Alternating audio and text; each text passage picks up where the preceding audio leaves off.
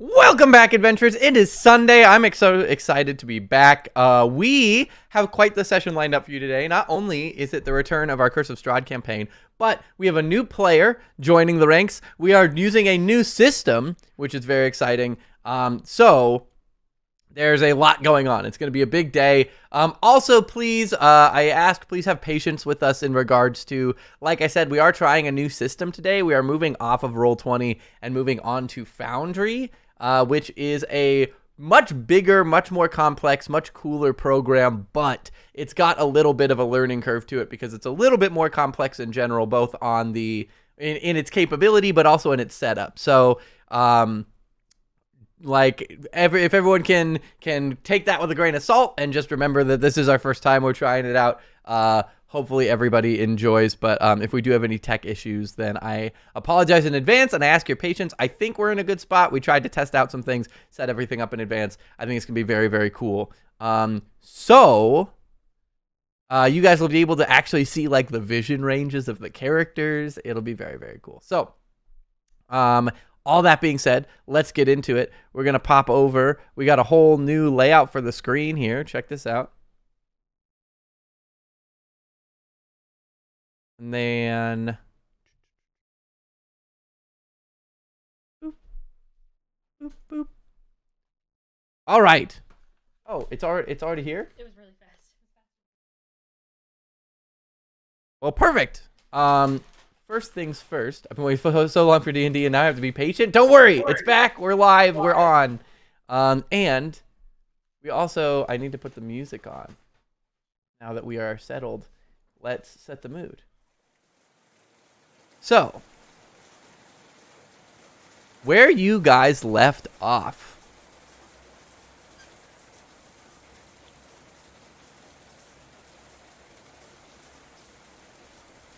Denny says nice hair, by the way.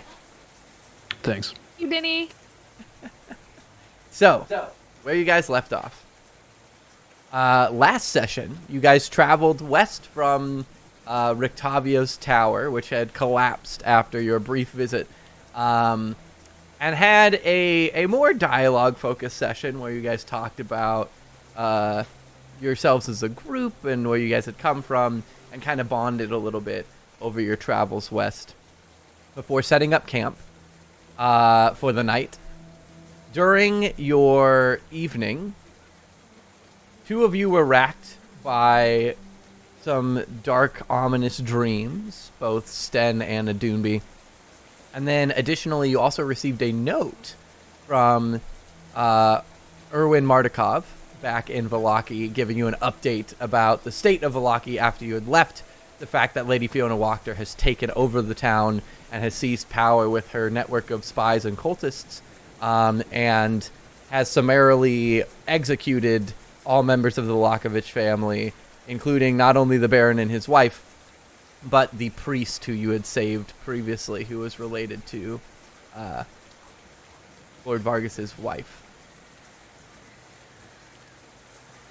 It's also mentioned in the letter that the son is nowhere to be found and was not included among those executed and has been missing since the riot, and that a friend of the Mardukov family who lived east of Kresk, just north of where you guys had traveled on the road, had been sending increasingly concerning letters to the Mardukovs, and they are concerned about his safety and asked if possible during your travels if you could stop by to check in on him for a wellness check. Then, come morning, you guys gathered up your things, headed west towards, the sun is missing. Oh, not the sun, like the sun. You guys traveled west towards the Wizard of Wines Winery, your guys' destination, and came across the winery to see that the fields appeared to be barren and abandoned, dried and withered. And you noticed a figure in the forest who you guys ended up approaching to find that this was Damien Mardukov, who is the patriarch of the Mardukov family and the father of Erwin and Vallaki, as well as some other members of the Mardukov family that you met in the forest. And he described to you how the winery had been recently taken over by a group of Druids and Blights who had run them out of their house. and that without access to the winery, there would be no wine being produced for all of Barovia. And he asked that, if possible, you might be able to restore the winery to the family's possession in order to hopefully save the morale and the wine industry of the entire countryside. So, you guys are approaching the winery, and we're kind of stepping out of the forest line. As you guys are doing so, one of the younger Mardikovs is going to approach you, Adrian, who appears to be a little older than Erwin. He's high middle-aged, not nearly as old as Damien, who's a full-on old man. But this middle-aged man approaches you and says, "Be careful, the fields were overrun during the conquest of the winery, and I highly recommend that you proceed with caution as you approach the winery. Be careful that you don't alert them to your presence." And he kind of gives you a hand pat and heads back into the forest to see to the rest of the family. And with that, we will hop over to this screen. And as you guys approach the vineyard, the clouds thicken and a light rain begins to fall. And this light fog is rolling through the countryside and the vineyard that surrounds the winery. There's a fence that separates the forest from the winery itself, and you can see that across this fence you'll actually be entering the vineyard, and you can kind of see through the fog a few figures moving within the vines and the withered stalks of the winery. So what are you guys going to do?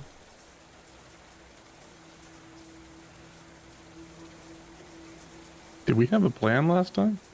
Yes. Yeah, we definitely did. I think we had a pretty bad plan, so maybe if we want to rehash that. Yeah, we go top to bottom. What were the notes? We discussed staying on the outside, fighting them outside because, well, we're a little destructive. Okay. Mm-hmm. Let's not burn the winery to the ground. Well, we also don't want to burn down the vineyard either. So we might just be screwed. Yeah. It's already blighted, but... Irina's going to chime in and say, considering that these people had their home taken from them, their numbers were similar to ours, and I don't know their combat capability, but I imagine if we were to draw the attention of the whole group, we would likely be overrun as well. Mim perks up a little, and then she's like, so we can be sneaky? I definitely think that's best. Didn't they mention that there was a like a back window or something? They mentioned that the stables were open, but it's on the north side, and judging by the position of this valley, it appears we're approaching from the south. DM, can we follow the tree line to get over to the north and stay out of sight? You could attempt. We could follow the tree line. Stay low, stay out of sight. You, from where you are, you can kind of see the layout of the winery. And you could follow the tree line around to the north side, and a road kind of comes in from the northern side, where the trees kind of split. The fence, however, does encapsulate the entire circumference of the winery, other than the archway at the entrance to this road.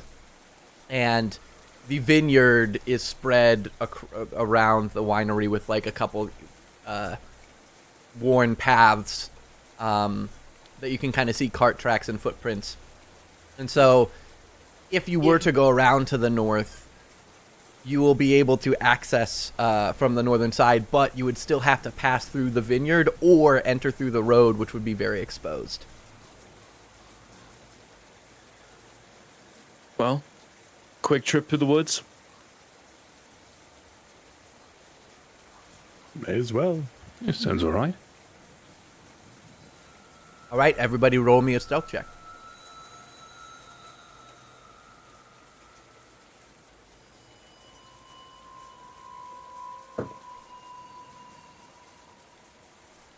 $24. 23. 18. I got a 9.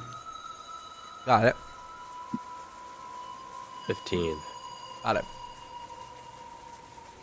So you guys very carefully staying, kind of ducking back underneath the tree line, work your way around the winery, kind of curving around the eastern side to the northern edge, until you are approaching where the tree line ends and meets the road.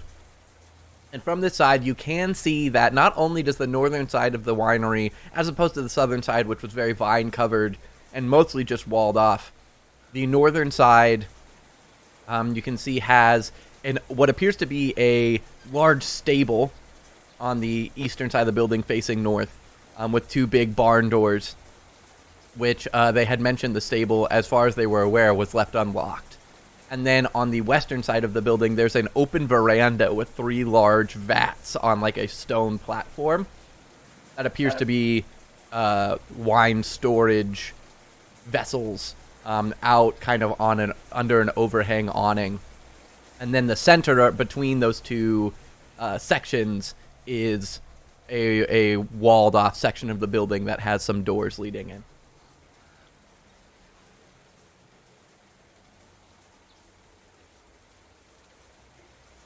Well, shall we proceed? I haven't seen anybody yet. It's only, a few shadows on the way. I kind of got the impression they were everywhere. Can we still see like the shadows from where we are?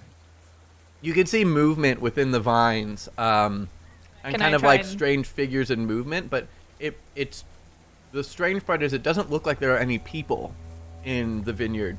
The stalks are very thick, and it's difficult to make out specifics of shapes, but the movement you're seeing, it's as if things are passing through the vineyard, but you don't see any like humanoid bodies moving through the vineyard or anything that it all blends in a strange way.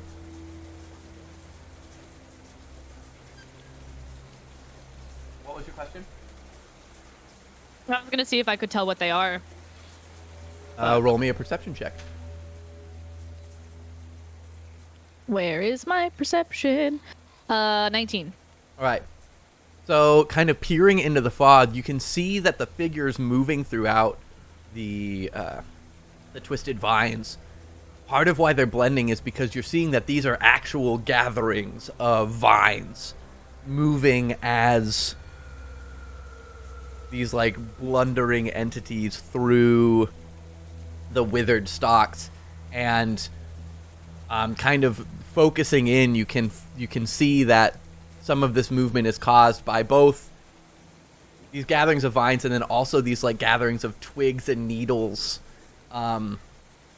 almost as if thorns and branches had formed into the shape of people, and that's what's making it difficult to discern specifically where they are. But focusing in, you can kind of see they are gathered throughout the fields, kind of wandering around, seem to be on some kind of patrol. You might, now that you've been able to focus in, you might be able to help navigate through without being spotted. Crap. Well, I think I know what they are. And I like reiterate basically what you say, and then I'm like, I think I can make a way through. Follow me. I'm gonna wait a second to see if they object. And then I'm gonna start like kind of trying to creep through, because you said I could kind of see a way through. All right, let me real quick switch us to this screen.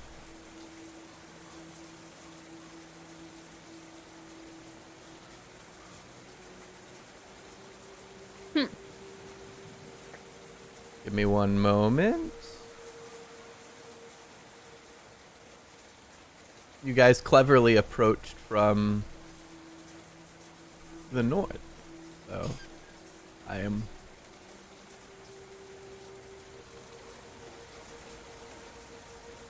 replacing you guys to the northern side.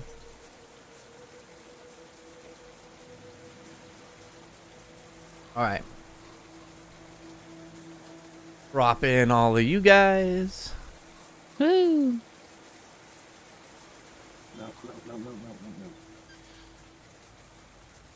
Hello.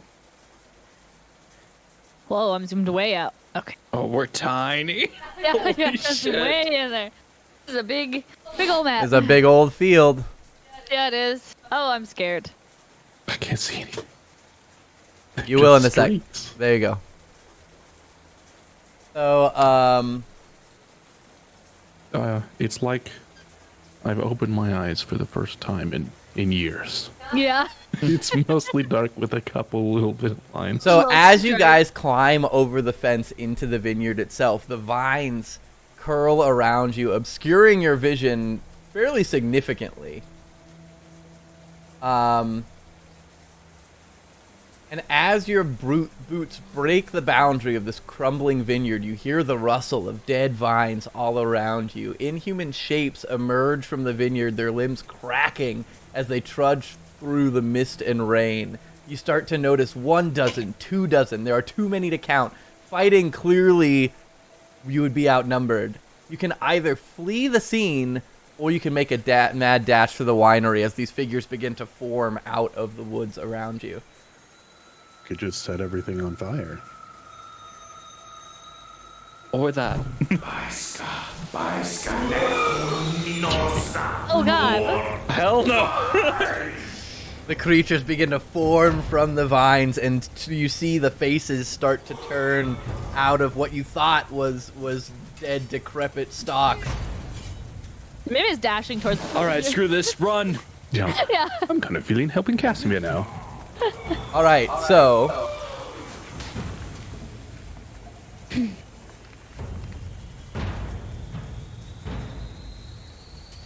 hear the rustle of dead vines all around you. Inhuman shapes are emerging from the vineyard, their thorn-covered limbs crackling as they trudge through the mist and rain. You tear your way through the vines, making a beeline for the building at the center of the yard. Above you, a pair of ravens squawk and caw as they circle in the air. All around you, you can see dark shapes rising between the vines and fence posts, their needle-covered forms lurching towards you. You're dashing for the building. The vines begin to swallow you up, shriveled grapes and yellowed leaves forming a dense forest around you. You're dashing towards the winery, but as you pass through an intersection of weaving ditches and fences, you see 2 group of blights advancing on your position from either side. What do you do? Is the building empty? The winery? You're not there yet. Can we see if it's empty? Since we're running that way? From where you're at here, you can kind of see, at this point, don't you'll be like here. You can kind of start to Oh. see the outline of some of the building. And what you could see before you jumped the fence was that the stable is open. There's this kind of open bay with a wagon in it. There's this veranda with these 3 vats, and then there's a door that's closed. You did not see anybody actually on the premises before you jumped into the forest. Or before you jumped into the vines. So there are these 2 groups of blights advancing on your position from either side. What's your guys' plan? I'm gonna whip the crossbow around and take a shot at him. All I'm right, gonna fly up. you fly up. Okay. Mm-hmm. You want me to roll the hit on that? Yeah, roll the hit. Cool.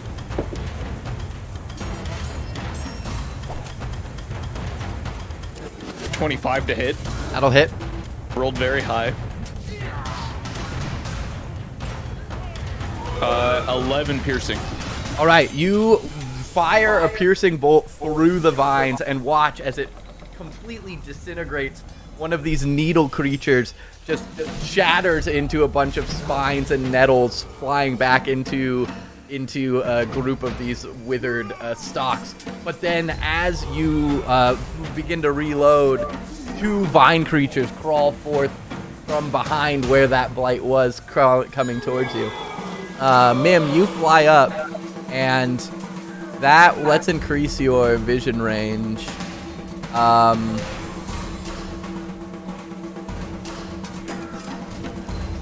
From flying up, you can see that there are... I'm going to put you just in the road so that you can physically see. You can see that there are blights coming from the surrounding fields as well towards your field. Wait, I can only see. Oh. I've collided with a wall. Hold on, I'm gonna go down. Yeah, I'll put you over the wall. Thank you. Am I supposed to be able to see? Also, I have Mim vision. Oh, that's weird. Yes, you can see what your allies can see. Okay. Okay. I can't see my allies. You can't see your allies? Oh, wait, I can No, see they're them. not on my screen. You have to move around to see people. You mean like way over here is what I see from And over also over... Whoa. Oh, Here. found the Doomby. Oh my god, they're everywhere. And we're trying to get over to this part of the winery. You're trying to get... down. So this is the winery. You can see this from where you are. Hold on, let me move this for viewer's sake. You can see this on the left is the veranda. You can see open into that wagon area, and then there's the 2 doors that you can see on the right are the stable, and then there's this one door that's kind of got this staircase right beneath you. That's what you're heading towards. But you're actually about back here. Yeah. All right, Sten, Adunbi, and Andar, what are you guys doing? Is there like an entrance to the winery that we can see? Right now, you can't see anything but vines around you and these creatures coming in. You know that the vineyard is to the south, probably about 300 feet, 400 feet. This is more like they're closing in on you. What's your immediate action? I wanted to run with everyone else towards the winery. Gotcha. Is this down in the bottom, or like right next to where the wagon is, to the right of it? Is that the stable? This, yes. Basically, here, I'll draw real quick. This is the no problem. This is the stable. This is the veranda. This is the wagon, and this is the like walled section that you can see a door right here. This whole part is open. There's a big stable door here, and this is all open. And Damon had only mentioned the stable, right? He had mentioned that he thought the stable was unlocked. And that there might be a back door as well. But that he couldn't guarantee anything because the blights might have changed things since they were there. Okay. So, Adunbi, you're running. Yeah. Andar. I'll also run. Okay. I'm also just going to throw out there that this is like a skill challenge-y section. So, like, Ooh, crap. this is you using your abilities to either, like, try and ward them off or try and do things to escape. Are they kind of grouped or no? Like the rest of my group?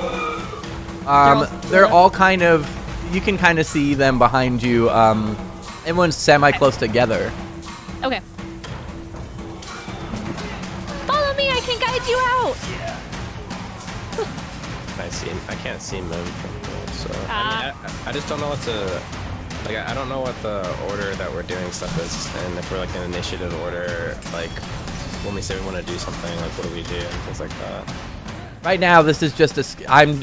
It's a skill challenge, so I'm giving everybody one opportunity to say what they're doing for each, like, round. It's not in any particular order. It's, as a group, you guys need to pass certain skill checks in order to, like... And the results of your skill check will determine the success of the group here. Okay, so what do we do now? So Mim's flown overhead and is kind of scouting for you guys, which is giving you an advantage of the fact that she can kind of see better than the rest of you. You guys are all running towards the winery. Is there anything that you guys want to do to try and either avoid or waylay or avoid waylay as Alistair attacked? What are you doing during your run in order to try and survive, not be overtaken, whatever it may be? I guess just try to dodge the vines that come out and reach for us. Cool. Can you roll me an acrobatics check? Mim, can you roll me a perception check?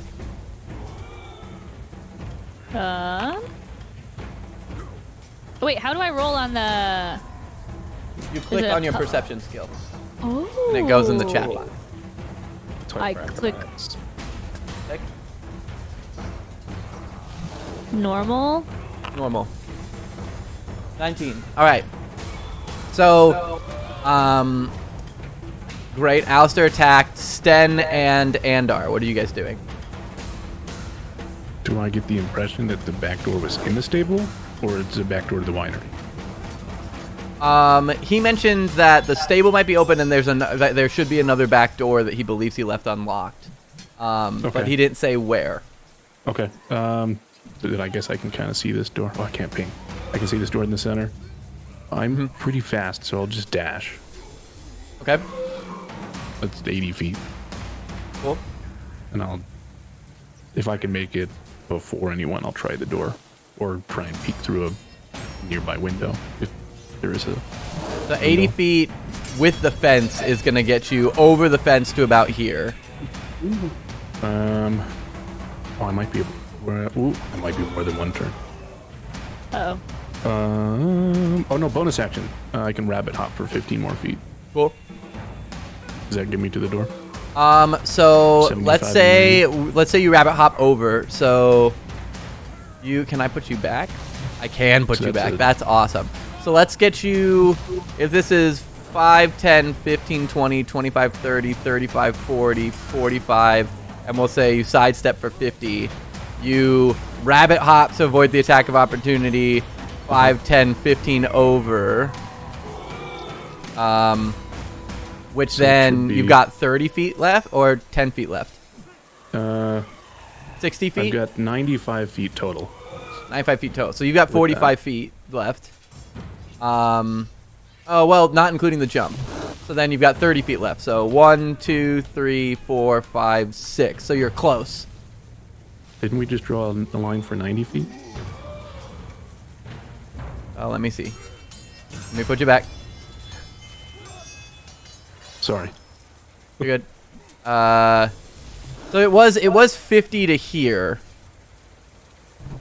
And then it was 15 for the jump. So 5, 10, 15 is 65. Oh, now it's just 110. Okay. Yeah, And we'll then do all that and then as close as I can. 70, 75, 80, 85, 90, 95. Okay. Are there windows right here?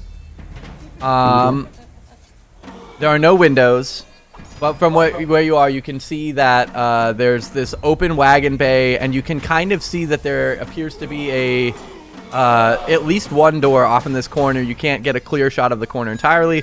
There's a door right here, right in front of you, up these little staircase, and then there's the barn off on your left. Those are the 3 doors that you can currently see. Okay. Well, technically 4 because the barn doors are 2. Andar. I guess I'll just try to... I can't, see anything. Let me check your vision. I can see stuff, but the black square of the whole image is just, married to the bottom of my screen, and if I zoom in any closer than completely zoomed out, it just, cuts out everything. That's strange. Maybe refresh?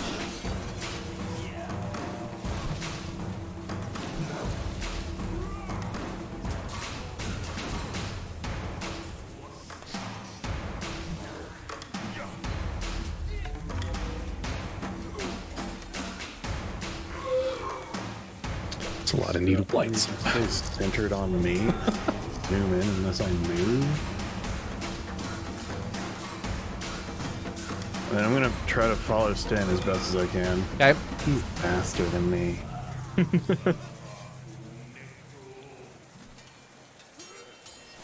All right. Are you just moving straight down? Yeah. I'm above, and I'm just gonna be pointing the direction. So if you can see me. Mim is anyone flight gets that. attendant. Yep. Yeah. Exactly. Is that rope token something special next to Alistair? Or is that a picture? Oh. Or there's a couple places. Those are some of those are wells and some of those are scarecrows. No, scarecrows. So those are like right up next to him is a scarecrow, and then the one right below him is like a basically like a water trench. Okay. Yeah, there's no way that becomes animated, so you're fine. Also, if you select yourself, just so everybody knows, then it limits your vision to only what you can see. If you draw a box of selection off of yourself, then it opens up to every token. That's cool. Thank you. Yep. Every token in the party, right? Yes, every token in the party. Okay, cool. That's the way it should be. I was like, wait a second. All right. So between, and then Adunbi, you're running as well. So 5, 10, 15, 20, 25, 30. The 35. I have 35 movement. I'm Okay. not like dash or something. Okay. Then 5, 10, 15, 20, 25, 30.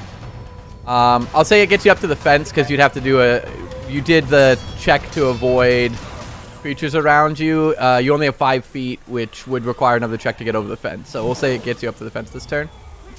Mim, the 2 ravens are swirling around you and kind of like, you can see them kind of scanning and cawing. Ooh. Okay.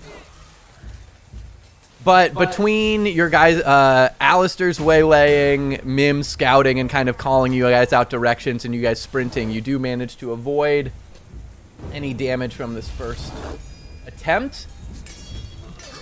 Now that you guys are kind of approaching out of the vineyard, everyone's kind of getting to the edge of the vines and can see more clearly. There's this fence, and you can see the blights start to work their way out of the fields towards where your location is. Climbing over the fences. That was really scary. Attempting to catch up to your party and... Oh, that's not what I wanted. There we go.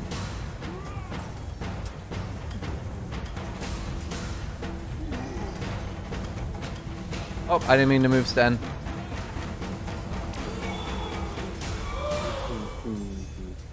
Closing in on you guys, attempting to surround you. So you have, now that you guys are out of the vineyard, you guys can clearly see there's the door right by Sten, there's the 2 doors to the barn, and there's this open-ended wagon section that you guys can see goes deeper and probably has a door inside. But the only one who can currently see a door is Sten. You can see one door in the back side of the room. Which direction are you guys planning to go? I'm planning to be the last one in. So I'm going to be running my 30 and taking shots if any of them draw close to the party at all. They are already very close to the party. Well, like if one of them tries, like, say one is like going for a Doomby, then I'll take a shot at that one. Got it.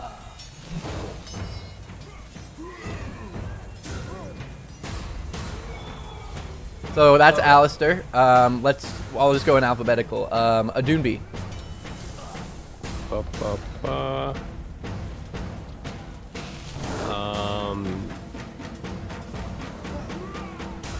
I will.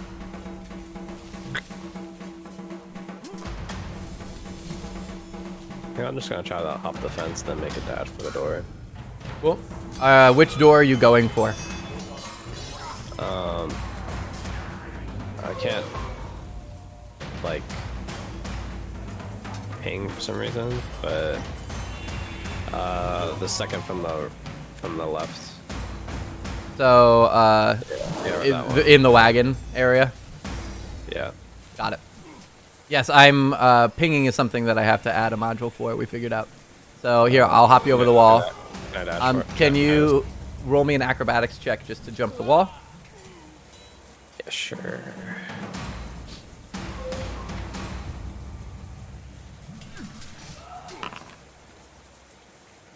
Good 12. You lithely jump over the wall. You kind of catch your ankle a little bit, and you got a little soreness in it, but Okay. you are still running. The adrenaline's picking up on you. How do I? Can I dash too or not? Yes, you can. Oh God. 40, 45, 46, 47, or 58, 55, 60, 65, 70. All right, so now that you've got a clear shot in, you can see that there are two doors. One on the left, which is already ajar, and then one on the back that is closed. Okay.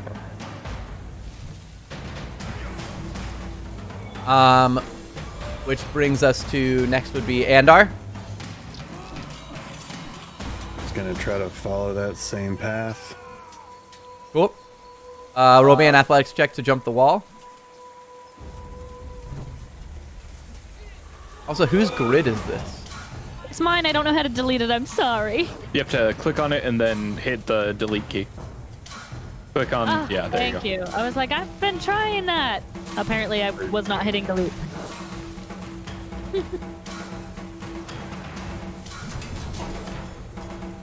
Alright, so Andar, roll me an athletics check to jump the wall.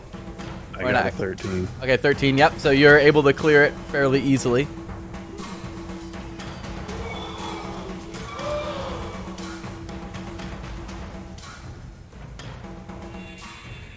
Can you move your token or no? I can't move it over it. Oh, right, sorry. There you are. Or actually, here, let me get you all the way off because it might get you stuck. There we go. That's only 15 of your movement. Oh, we can't go diagonal. Oh.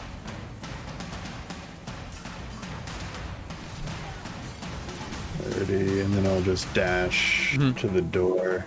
Got it?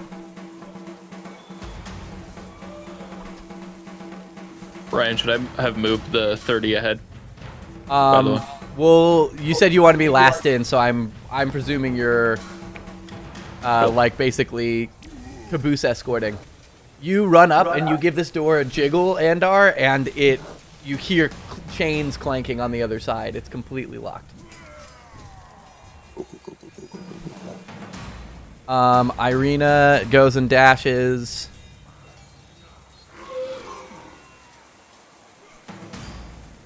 He has to roll an athletics check.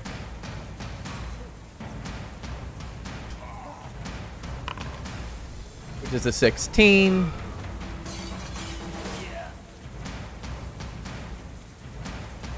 She's running past a lot of blights. She is going to take...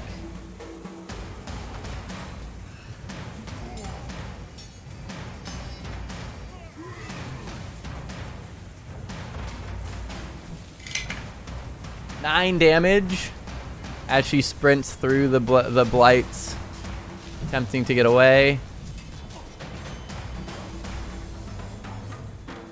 I didn't realize it does a little -9. That's fun. Mim. Yeah. I'm gonna move and dash. Okay. Just flying above everything. Yeah. Cool. So 60 feet, I guess. Can I be above Irina?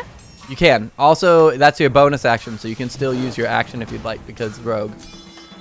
Well, You can you're right. technically double dash if you want to. Oh. Let me I'm gonna go. Then I'll double dash and I'm gonna go to this door. So Andar is, you can see Andar jiggling Yeah, like that door, shaking and it. it's like. And I can't. Well, I probably couldn't succeed on a lock check or a lock pick check. Well, then I'm gonna double dash and I'll go. Well, wait. Can Alistair still see me? Yeah, you're flying. Yes. He knows where we're going. Okay, Yep. then I'll double dash and I'll go down into as far as there as I can go. So It's you only make 30 it to about. actually, It's only 30. right? Because I moved and then dashed and then I'll dash again, which is the 30. I Got it. think. Yeah. So then you'd make it here. Cool.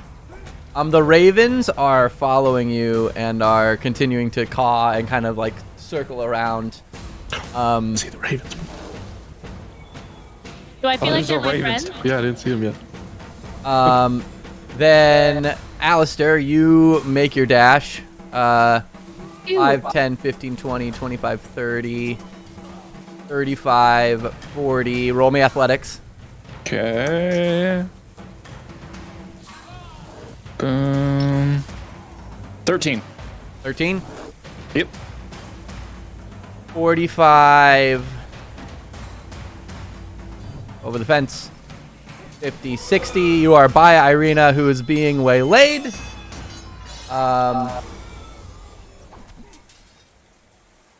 Which brings us back to the top. Oh, I haven't gone yet. Oh, sorry, Sten. Go ahead.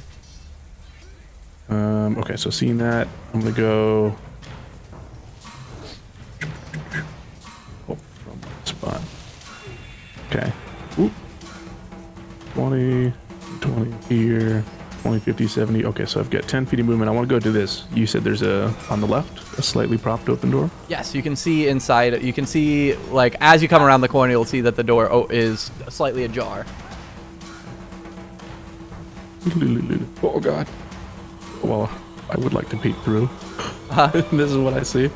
So let me see what you're seeing. Yes, so you can see inside.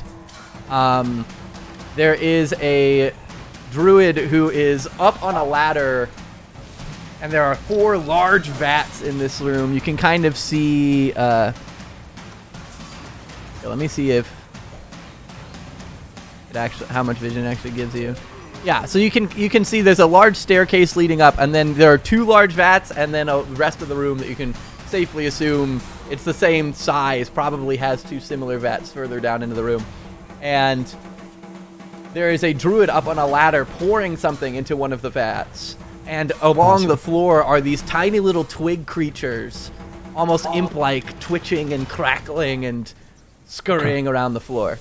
All right, screw those guys. Is this southernmost door, Yes. is that open It is not or open. unlocked?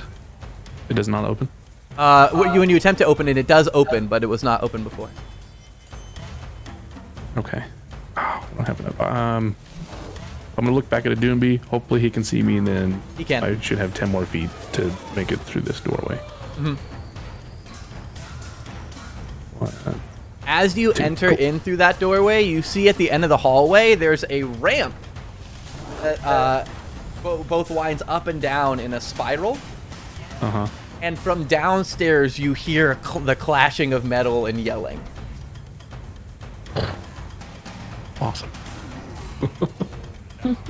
Which now brings us to the top. Alistair, I'm putting you at the end again for your comment, which means that first is a Doomby.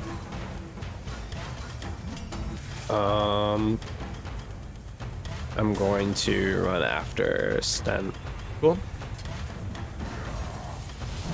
15, 20, 25, 30, 40, 45, 50, 55, 60, 65, 70. All right. That should be, yeah. Andar? I forgot to say, the blights are following at pace. Oh god.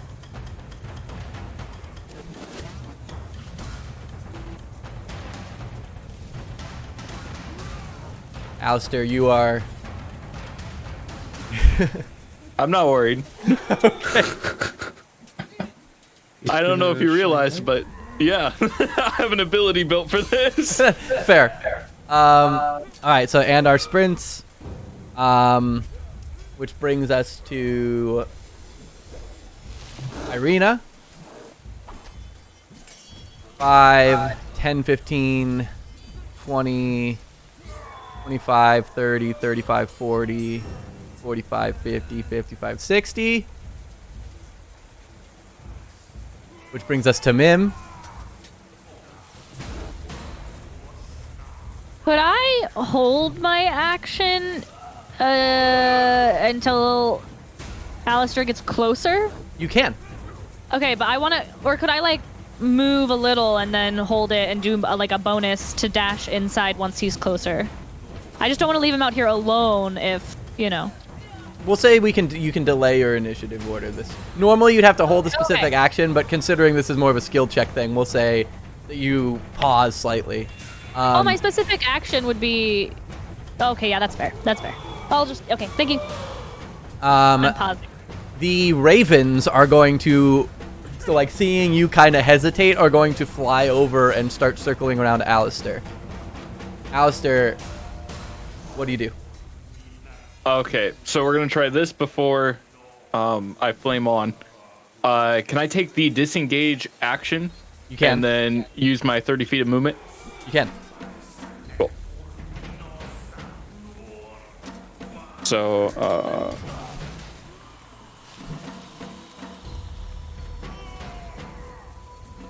here we go.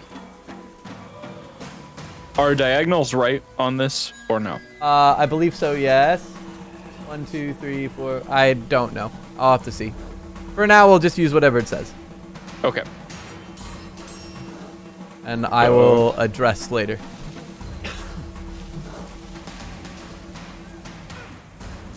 So that gets me to there. Perfect.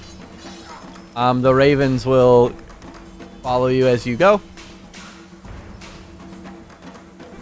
Mim. All right. I'm gonna move and dash.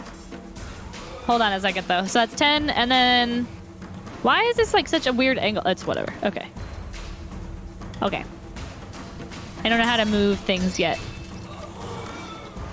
I collided with a wall. There we go. That should get me to there. All right. So you guys run for the loading dock, taking evasive action around piles of barrels and crates, and the main horde of blights marches forth from the vines. A shower of thorns is about to rain down on you guys. Oh. What do you do? Oh, we're still out, like, uncovered?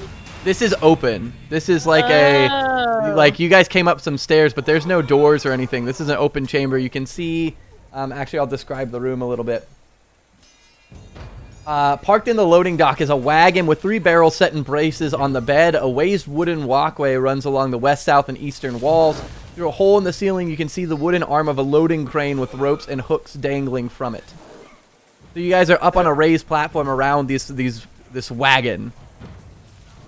But You guys have dashed up the stairs into this room, but it is exposed to the outside from the building. It's roofed, but it's an open... It's a carport. It's a carport, essentially. I have a plan if everyone gets inside. Got it.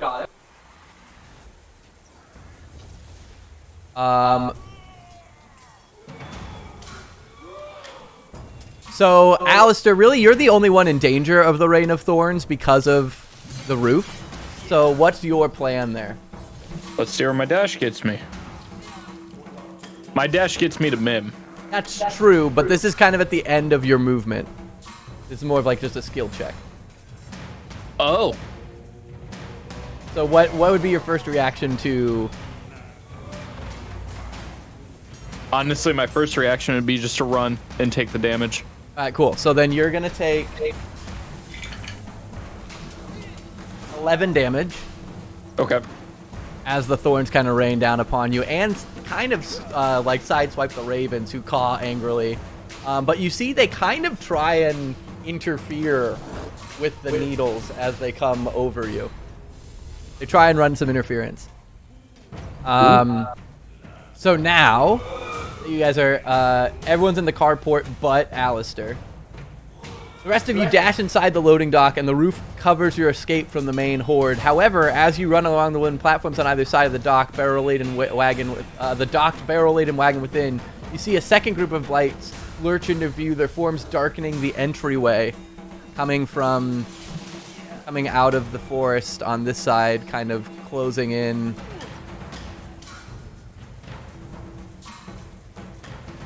The hook of a crane above trembles with a metallic jingle, the earth shaking from the weight of the oncoming horde that Alistair is just dashing from. We will start alphabetically. Adunbi. Feels like the Pirates of the Caribbean Sea. So the door to our left is open, and then to the right is just kind of outwards. So there's the door to the left that, well, so this hallway, these two that are in this hallway are closed, but you kind of saw as you dashed by into this room, because that door was open right by where Mim and Andar are. Sten opened this door, and you can see that there are these two doors in this hallway, but they are both currently shut. And then this bottom section is a ramp. One side goes down, one side goes up. Then I'll go up the ramp. So 5 to 10. We heard And you- noise from below. You hear the clashing of metal and screaming from down below. It sounds like some sort of combat. So I guess we'll try to help. 20, 25, 30. Well, 30 is like going down the ramp, so I don't know where that will put me, but Cool. So then we'll have the rest of your movement be, we'll basically like pause mid your section. Andar, you can see into both of these hallways. You can see Alistair is about to be overrun by this horde.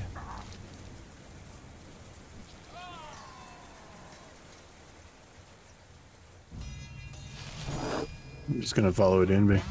Cool.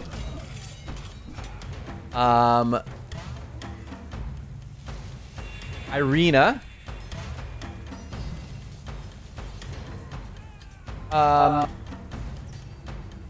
Irina is going to grab onto one of the barrels and roll it up and brace herself against it, and you see her kind of like holding it in place, holding her action. Which brings us to Mim. I'm gonna go in.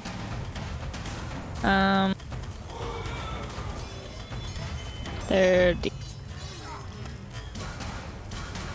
And hold my action for if any of them make it through. Like, if I could see any of them and they make it up through here, if they, like, beat Alistair to the platform. I'm holding an action that I will shoot a... Never mind, my darts are only 30 feet. I guess if any of them get to here, I'm gonna shoot a dart at one of them. Got it. That's the only range. Hold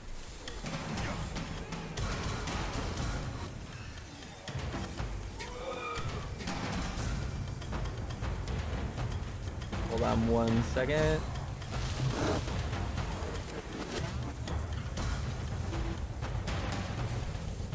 Cool. And then Sten, and then Alistair. I still kind of wait to see if everyone can get in, because I would like to use my iron door patch. Okay, Oh, okay. yeah. There we go. Cool. So then here's what we'll do. So you grab your patch ready. Irina has this barrel braced. Alistair, are you? I'm done. Is there anything that you're doing besides sprinting? I'm sprinting. All right, so you sprint. The Ravens are going to try and like kind of stop at the staircase. As you sprint by, Irina's gonna do an athletics check to try and bash the barrels against the other barrels and cause them to collapse in such a way that might like cover the door from entrance. Where did my mouse go? There it is. So let's see how she does.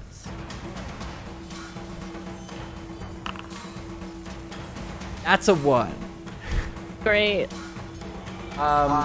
So she bashes the barrel into the wagon, and the wagon lurches in such a way that she actually falls forward onto the wagon. Stop it, Irina. We gotta kick her out. She's trying to create a barricade. No, that was an awesome idea. It just didn't work. Which then, Sten, now you have your opportunity. Well, how stuck is she? She's basically fallen forward. The barrel has rolled beneath the wagon now. The other two are still up there, but she's kind of like staggered on the wagon presently.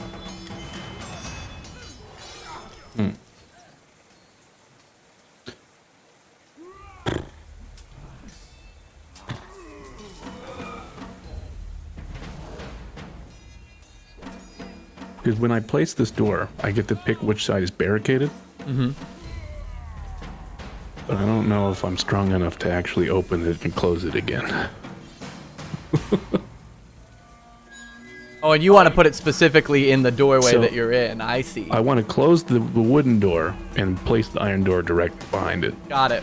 Well, right now, both Alistair and Irina are outside of that door. I mean, are the others essentially out of this? Can we just go?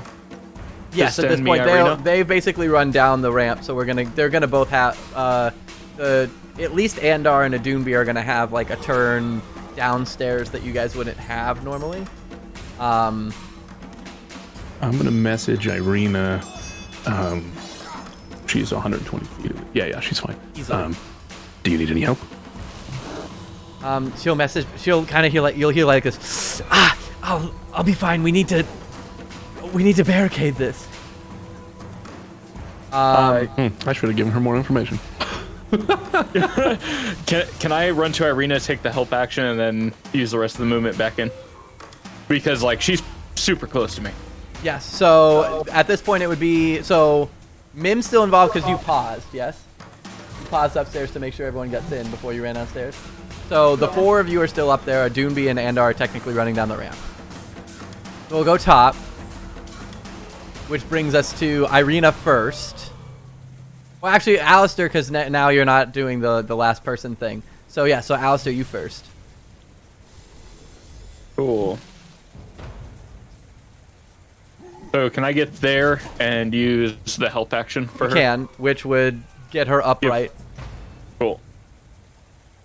And then you have the rest of your movement.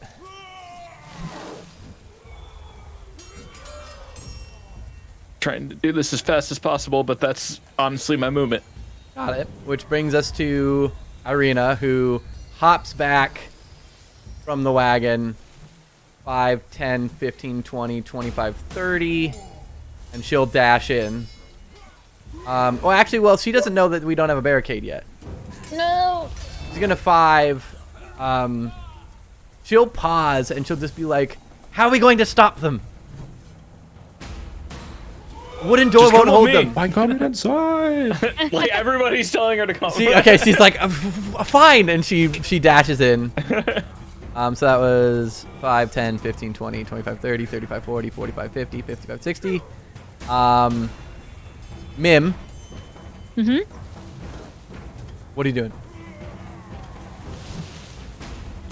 I'm gonna go sneak and start heading downstairs. They're starting to come up the walkway. The ravens are trying to waylay them as best as possible. The ones that are out in the front are being kind of harried, and they're being a little bottlenecked, but you can see the horde closing in on the staircase. So Mim heads downstairs. Yep, and my stealth is 26. I don't know if that's gonna be relevant, but that's what it was. Got it. And then Sten. I gotta wait. Got it. You're just holding for I do Alistair. I do want to check my ear against both of these doors. Okay. You To dash make up. sure that You they're listen. not. Roll me a perception check. Okay.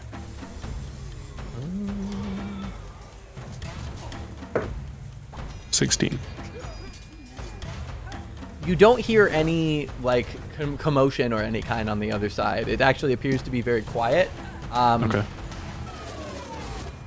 You mostly hear the cawing of the ravens in the bay. And then you run back up to the door, and I presume you just hold the patch ready for Alistair? Mm-hmm. Which, Alistair? I am, for flavor, running and diving through that doorway. Got it. At which point, Sten, you slam it shut, and you're using the patch? I'm going to actually just wave goodbye and softly close it just in case they hear us in here. Got it. I don't want to Fair make any more noise than Noted. Hey, ta-ta. Yeah, and then however this patch works, I don't know. I'll just rip it off and maybe throw it. And so you wave, shut the door, rip off the patch, and throw it up. And in the hallway in front of you, we'll set you back 5 feet. I have to actually create a wall here. And I'm choosing a barricade towards us, so we have access to the arm that closes it. We're gonna draw a door.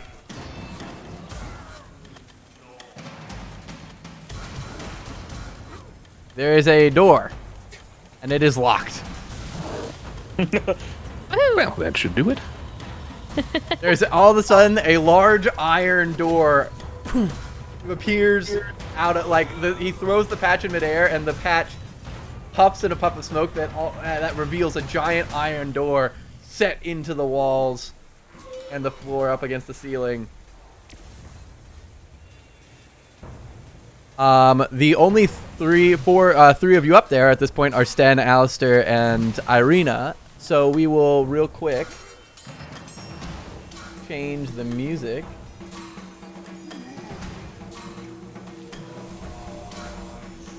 Let's see, we'll do as the rest of you who ran down before. So we'll start with a Doonby. A Doonby and Andar, because you guys kind of ran down at the same time. You guys start to head down the ramp, and you're hearing these sounds of commotion, this metal clanging, these yells. And then as you're coming down the ramp, the sound quiets, and it starts to get still. What do you guys do? So the fighting stops essentially. Correct. As you're coming down the ramp towards the sound of the commotion, you hear the sound quiet. I still go and peer into the room, see what happens, try to do it a little bit quietly, I guess, but... All right, roll me a stealth check. And then, Andar, what are you doing? I'm just going to keep going down the ramp until I get to something. Cool.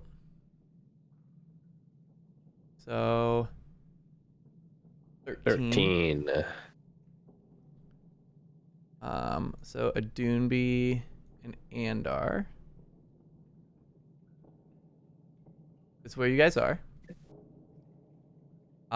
You guys hear the sound of snapping vines and some muttering. And a Doonby, you recognize the mutterings as Druidic. Okay. And you hear a man and a woman talking back and forth. And one of them says, "We should take them to the tree." We can't take them. Why would we take them to the tree? They're trespassing here. We should get rid of them right now. Well, we can't interrupt the ceremony. If we take them to the tree, we can sacrifice them to the tree. Is it even worth sacrificing them to the tree? Would they potentially taint the tree? The tree's been tainted for 100 years. How could it make it any worse than it already is? Well, I don't know. I've never seen someone like this. I think that we should just be rid of them. Who knows if they'll wake up? We barely dealt with them this time. You're hearing this back and forth from the next room, and you still hear that kind of crunching of vines. You can also, a Doonby, you can see what appears to be a dead vine creature slashed and hacked to pieces just around the corner on the floor of this room.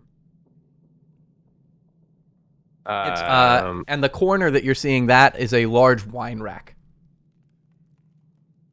The large what? Wine rack.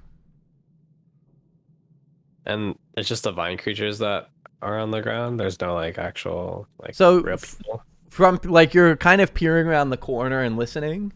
From what you can see right now, you can only kind of see that sliver into the room, and in that sliver, about 10 feet out, is this slashed up, hacked vine creature lying on the floor. Okay.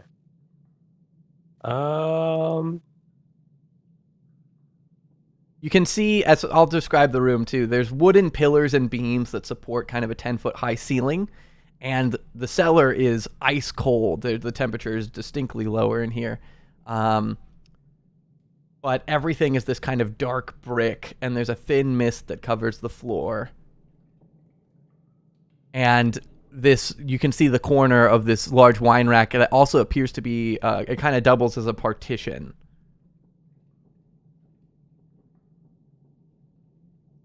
Did you stop because it's cold down here and you seem to have misplaced your shirt? Well, first of all, I haven't misplaced my shirt. And then Nadumi will just keep walking forward. But it is cold in here. All right, so, let's see if they notice.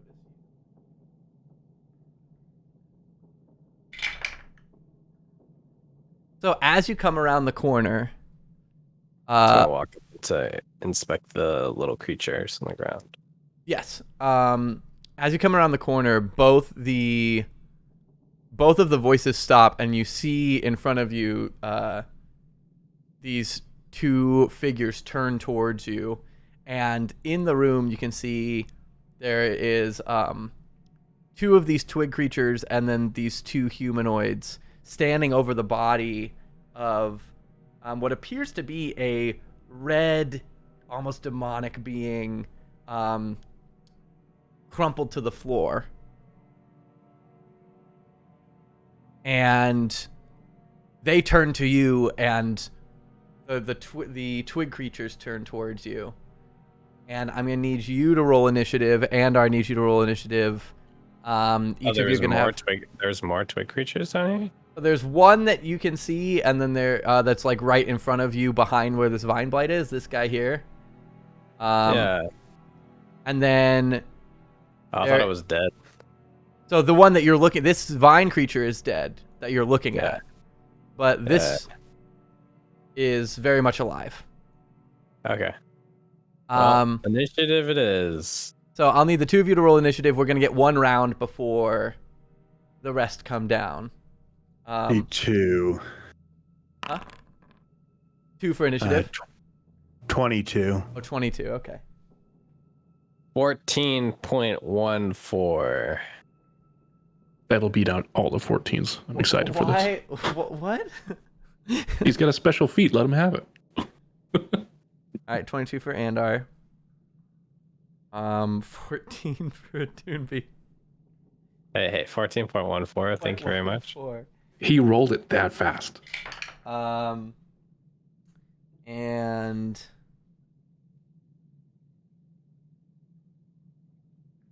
that'll be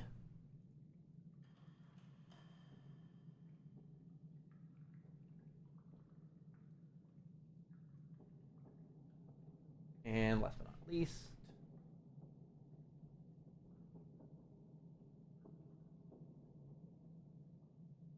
so we're going to get one round, and then Mim's going to join, and then we're going to get one more round, and everyone else will join. All right.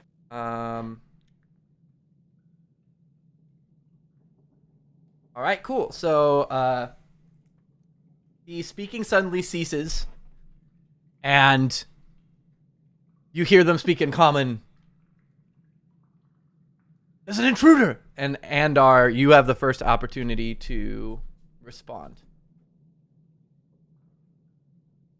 So there's one dead twiggy creature, another live twiggy creature, and then 2 humanoid things. So, Yeah. yes, from what you can see, there's 2 humanoids that you could hear talking. There's a twig creature that Doonby can see, and then there's a dead one. As you come around the corner, you're going to see this guy here is also dead. This one is not. And then you can see down the hallway, there's another dead humanoid druid who's bleeding out on the floor.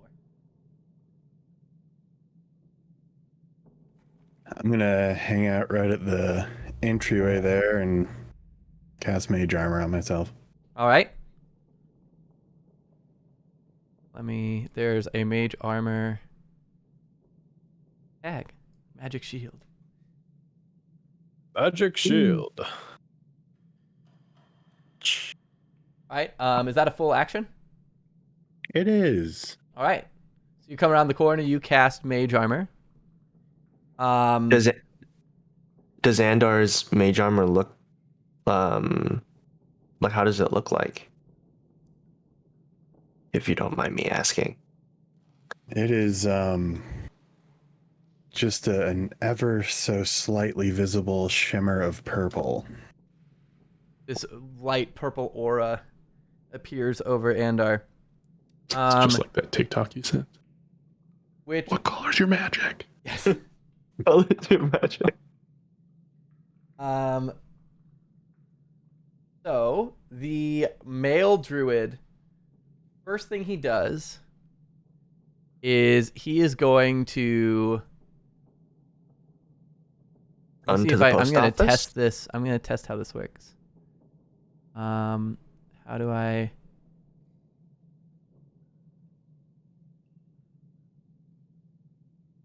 He is going to cast Thunderwave on the 2 of you. Not very nice. He does need to move up to do that. Thunderwave needs to be It's centered on him, yeah. Yes. well, he needs to be connected to him. I'm just trying to figure out how to actually get it to roll. Shoot. But now I can't get rid of the grid. So he's going to run up. He's going to cast Thunderwave. Now this grid won't go away. You have to be in the grid making and then select on the center point and delete it. In the grid making. Well, I did the grid through the spell. Oh, then I have no clue. Let me see if this works. Thunderwave. Cast spell. I think That Adunbi and Andar have to click on the saving throw, the DC 12 Constitution, and then it'll ask how you want to roll it. Oh, I see. So, got it. So I'll delete one. So then, Andar, can you click on the saving throw DC 12 Constitution in the chat box? If you chat. Yeah. Got it. So, damage. Normal. So each of you is going to take 7 points of thunder damage. And That's not cool. the wine bottles shatter within the vicinity. Shatter. Wine spraying all over the floor. This cacophonous crack as all of the wine begins to shatter around. And then the second druid. So now, how do I get rid of the? Does Andar like Tokyo drift up the ramp, just like the movie? I still don't know how to get rid of this grid. Gas. I'm gonna step on the gas. Alright. Whatever. This grid, I guess, stays. If you click on measurement controls, I does found it it. give you the little blast? Cool. Yay. Oh, cool. So the druid's here. That's his action, and then the other druid is going to step forward. 5, 10, 15.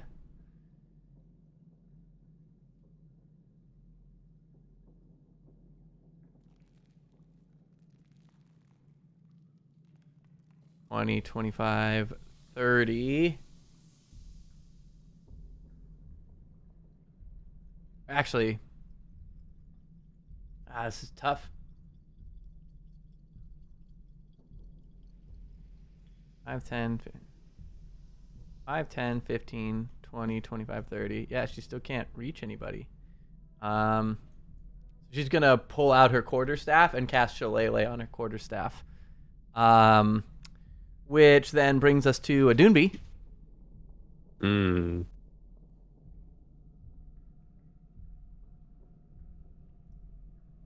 So all these assholes just attacked us without saying anything. Whoa. That was 7. Combat started. I'm gonna pull out my knife and throw it at them. All right, which one? It's my special knife. Ice knife. Okay. Rolled a hit.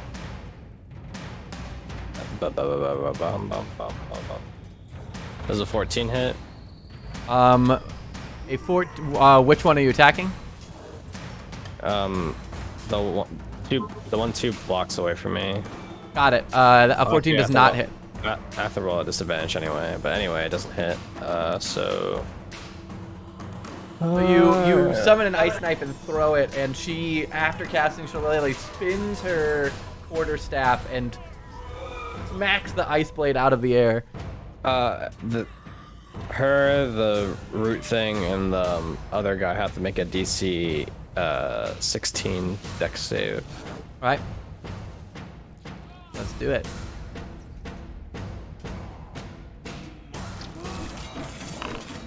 Two for her.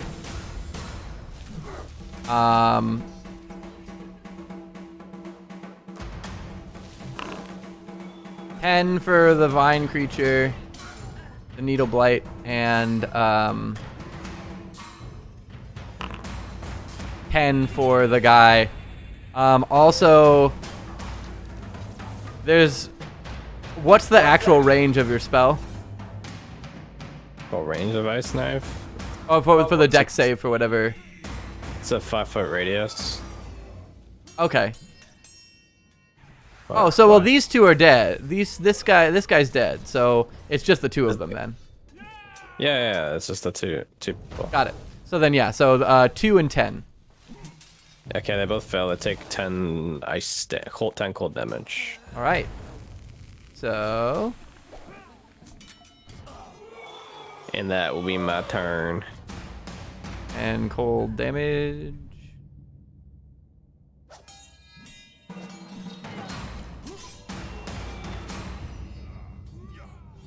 Which brings us to the needle blights. Am I coming in at the end of the round? Is that what you said? Yeah, so you're going to come in, you're going to roll initiative after this round, basically. 5, 10, 15. He's going to stand over the dead one, and this needle blight is going to take a claw attack at you. So...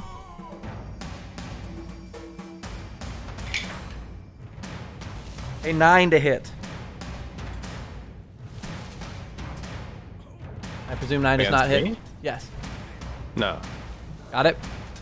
5, 10, 15, 20, 25. This one's going to take a claw attack against Andar. Does a 10 hit? No. Okay. 5, 10, 15, 20, 25, 30. You see another one walk into view. It's not unconscious. This thing underneath it is. We'll just move that for sake of clarity. 5, 10, 15, 20, 25, 30. Another one comes out from behind the wall. This one's going to be a 17 to hit. Does a 17 hit? Doonby? Yes. All right. This one is you take 4 points of piercing damage. Okay. 5, 10, 15, 20, 25, 30. And you can start to see from around the back corner another blight reveal itself. At this point, Mim, you would be making your way down the ramp. I need you to roll initiative. Okay. click it here. What's this 0.18 thing? I don't know what that is. Does anyone know what that is? fast you are? It's basically just a way. I'm pretty sure it uses the dex. Oh, it's for like separator. To separate whether or not who goes first in initiative or not. Got it. Ooh, So interesting. then- I see. So it's for formulas if you want to like have it auto roll everyone's initiative.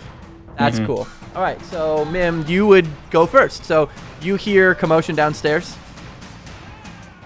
Hold on. I gotta not be on the measurement. What's the light situation? Because I was like 24 or 26 stealthed or something. As far as they are aware, they don't know you're there. Cool. I want to dash in and sneak attack this guy. Can you see that I'm clicking on him? I don't know. The elf. The druid. Yes, got it. Okay, I think we're going to figure out how to do this. Let me move me. Oh. I collide with a wall. Hold on. Oh, okay. I got to go around. Okay. Sneak attack? Roll damage. Damage. You click damage. I clicked damage. And then. I already did click damage. Something popped up. Yep. And so it gives you a 3d6 window. plus bonus. Normal. Oh, I have to roll to hit first. Yes, you do have to roll the hit first. Okay. What is my... This is so hard because I'm looking at a whole different sheet now. It should be in like your actions, I think. Action. Or let me look. Oh, I understand. Features. There we go. Melee. Oh. Which one's the 3d6? Oh, okay. You okay, go with okay, your. okay. You go in inventory. You So go I'm inventory, gonna roll the go- hit.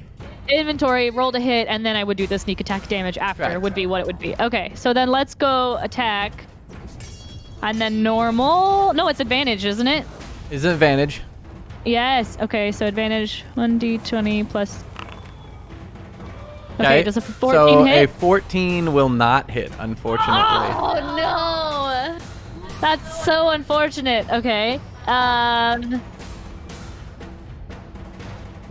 I'm gonna. So you come up and you run around the corner and you try and stab at this guy who sees a blur of movement and slides out of the way, and you, unable to anticipate his slide, stab in the position that he was. Yep. What a beach. 1 second. 1. 5. What was it? 15 feet of movement? Well, then I'm gonna disengage. No, actually, I gotta stay here. But I'll get I can get advantage on the people if we're surrounding them, right? On each edge of, like, if I go on the other edge of them. And actually, wait. Through our flanking rules, yes. Yeah. Flanking, or you can use steady aim to get advantage. One of the two. Steady aim is the one where I can't move, right? Yeah. My movement's 0. Okay. Yeah. Well, then I'm gonna go here, and I'm hovering above. That's what's the ceiling height? Did you disengage or no? I did disengage. That's my Got bonus it. action. The ceiling height in this room is 10 feet tall. Oh, wait. Yes, 10 feet high. Okay, I'm up towards the ceiling, Copy. but not like. Yeah. You're still Would within you- reach. Just FYI. Because 10 feet Yeah, is would- very easily within reach of 5 Of to 6 these feet tall guys. people plus their weapons. Which means What is it which like means to be tall? that she wouldn't have had to disengage, correct? Because she's still within everybody's melee. But she would provoke attacks of opportunity from the needle blight. That's fair. So the I disengage gets don't- it so that she doesn't get the attack of opportunity. I mean, my bonus actions aren't. All I have is disengage and dash and. Do I have another bonus action one? I think Disengage, that's it. dash, hide. Oh, and hide. Yeah, so I'm gonna be just where I am. Cool. So that brings us to Andar. I will take a step back.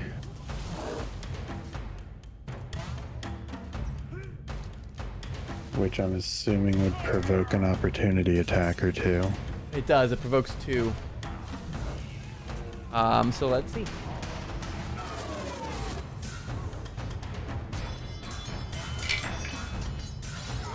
The druid is gonna hit well, let's see. What is that with his quarterstaff? He's not shillelagh'd.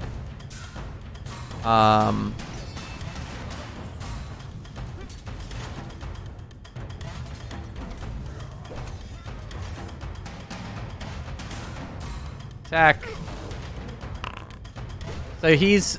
Oh, I don't need it. I have the thing. I just need to see the bonus. It's 3. So a 16 from the Druid and a 21 from the Blight. Yeah, those both hit. Got it. So then for the Blight, you take 9 piercing. For the Druid, we'll just do it here because I have it. Take 8 bludgeoning. As you step back, they both reach out and pierce through the aura, the claws clamping onto your sleeve and pulling down, kind of ripping through part of your robe, and then him swinging down with the staff and whacking you right in the hip. Pain radiating up your side. Alright, I'm gonna cast a firebolt at the Druid. All right.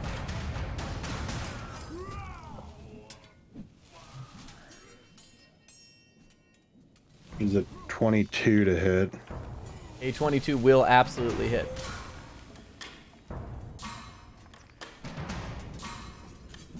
And that's 13 fire damage. 13 fire damage.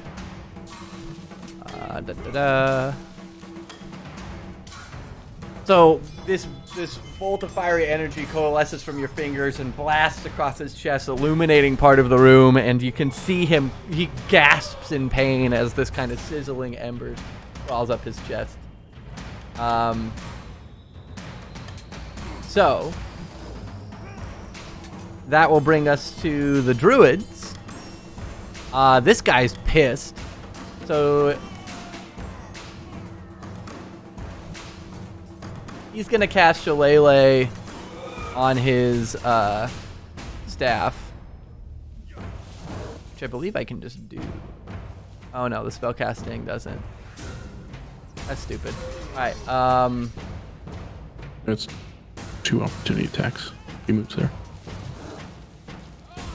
that's correct, it is. And Cool. he's going to be distracted because he's mad. So Mim and Adunbi, you guys both get opportunity attacks.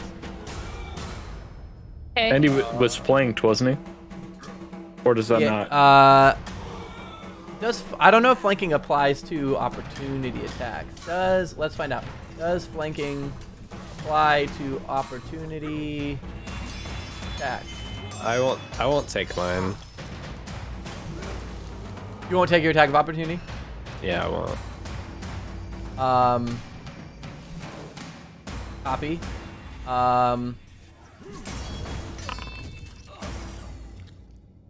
So it says since you only provoke an opportunity attack when you leave an enemy's reach, those enemies would no longer be flanked when they leave. So it does not apply to advantage on opportunity attacks. Because basically they're leaving the flank. Does a 22 hit? 22 does hit. 10 damage piercing? You, as he runs towards Andar. Oh, that's not what I wanted. You just gave him 3 health? It's a healing sword! Here, that's what I want. Lifesteal. He falls unconscious. What? As Curse. Let's go. Did I say cursed? It's a curse. Yeah. Plus unconscious. Plus unconscious. Oh, I didn't mean cursed. I meant to take off the shield. There we go. Can we add curse to me always? That's funny. Sure. So, he falls unconscious as you slam down with your rapier and slice across his neck, opening a vein, and he just collapses to the ground.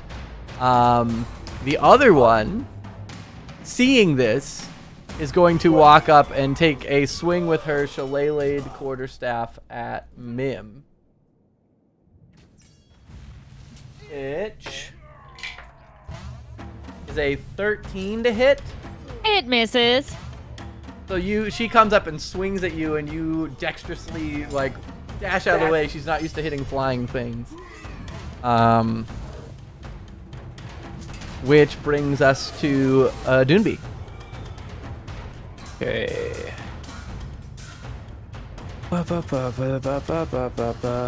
I'm going to use. I think I'm just gonna bonus action Shillelagh and then use my attack action to attack the guy above me. Got it.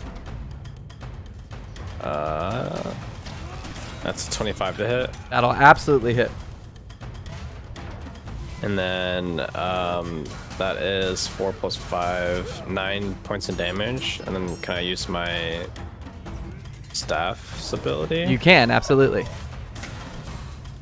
And that adds, I forget how much exactly.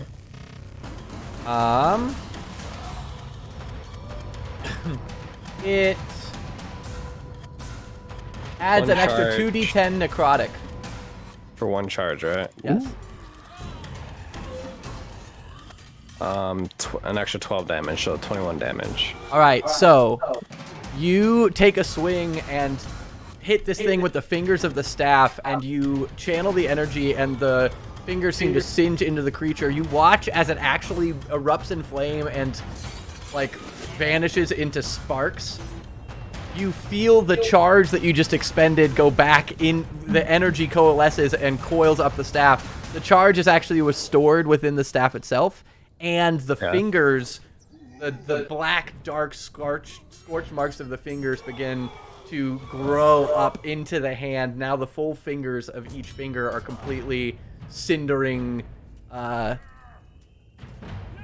this like kind of cindering, incendiary, That's pretty cool. scorched look. That's pretty cool. And the guy's dead too, or he just He's knocked out. He's been like, he basically bursts into flames and then wisps away in cindery kind of ashes as he's gone. Disintegrated. He's not dead. He's gone. He's gone. He's full on Thanos, as if it were like the wisps of a wildfire, like like the little sparks from a campfire wisping away in the wind. Poor guy. Don't fuck with a Doomby. And then I'll step in the middle of everyone. Cool. And then on my turn there. Well, also mark one tally. Okay. I need to add. I need to add the weapon to my inventory. Oh, that's all right. That's the end of my turn. Cool. And then that brings us to the needle blights, who one is going to sidestep, and these two are going to surround Mim, and both take swings at advantage. An 18 to hit and a 17 to hit. They both hit. All right, so you take 7 points of piercing from the first, and 7 points of piercing from the second. So you take 14 points of piercing from the two needle blights. And then the druid, seeing a Doonby and what just happened, is going to turn and swing the shillelagh at a Doonby. Is going to roll a nat 1. Real quick potential addition to our game. I read this recently. I think it's cool. In combat, if you roll a nat 1, rather than having it do some wacky thing that could be versatile, which we can still do, of like, it adds narrative variety. One home rule that I heard that I thought might be interesting is if you roll a nat 1 or someone rolls a nat 1 against you, you get an attack of opportunity on that person. So it's basically a counter attack whenever you roll a nat 1. Thoughts as a group? I roll them too often. No, I don't want that. All right. I do think it, because later on down the road when we have the gun built, my nat 1's misfire and I have to fix my gun. Gotcha. No. So that's even worse for me. Got it. So then we'll keep it. Yeah. So, because that's. Oh, hold on. Doomby, what are you going to say? I was gonna say, you said that was only for melee stuff, right? Or are you saying? Yeah, it'd be for everything? like melee attack. That one's I could understand that, but I also make less of them, so I don't feel like I should vote on this. All right, so we've got one no from Sten. I abstain. Alistair's abstaining. It's Percent chance I'm gonna melee anything. And ours abstaining. So it comes down to basically Sten, Adunbi, and Mim. I'm cool with it. I'm cool with it, but a little nervous about it. So is it we get so like if someone If you gets roll an at melee one, attack, they get a free attack on you. Yeah. If they roll an But- at one, you get a free attack on them. yeah, but my question is, do they both have to be melee? Right? So like if someone is attacking Alistair with a melee weapon and rolls a nat 1, does he even with like his gun get a opportunity of attack? Oh, that's true because I have gunner. So he would, because of the fact that he doesn't get disadvantage from being in melee range. Normally with ranged attacks, he would not be able to. I would say. Yeah, that makes sense. Okay. I mean, yeah, then I'm okay with it, but nervous. What about our new player? I think anything applying on nat ones is kind of punishing people who build melee. Okay. And since melee is kind of already less versatile than spellcasting, just generally, That's fair. I don't think it needs to be nerfed. That's fair too. So then we'll keep it as is, because that makes it a tie. So we'll keep it as it is, that it adds one narrative effect. So considering this circumstances, we'll say that she swings, she loses her grip of the floor due to the wine that is completely drenched the floor, and she's gonna fall prone, missing her attack entirely. Which brings us to... Oh wait, she doesn't get... I'm sorry, she doesn't get an attack this turn anyway, but we'll have that be her next attack. It's just meant to be the needle blights. But this one is going to move in 5, 10, 15, 20, 25, 30. Flanking a Doonbee. That's a 12 to hit. Well, 12. no, doesn't hit. All right, so comes in, tries to slash at you. You manage to bring the staff around behind you, knock its hand out of the way. Which brings us back to Mim. Yay! I don't have advantage anymore. Is that top of the round? It is, which Yeah. means that the rest of you would enter. So I need the other 3 of you to roll initiative, or I guess the 2 of you and Irina. Don't get real cozy at the bottom of this ramp. Is it easier to roll this just on Foundry Either's for fine. you? How do you roll it? I got. You have a token for Doctor Who. I can make Oh one my for God. Doctor Who. I can. Even on digital rolling, I can't roll well. I got a 6. I rolled Rolling a anything? 2. Technically, it'd be a 6.19.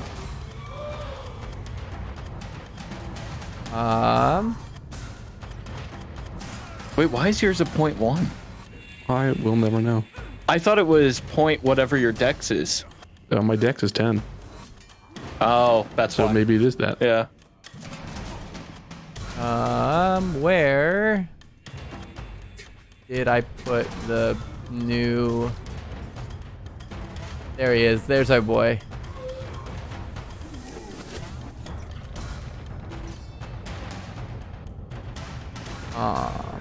Configure permissions.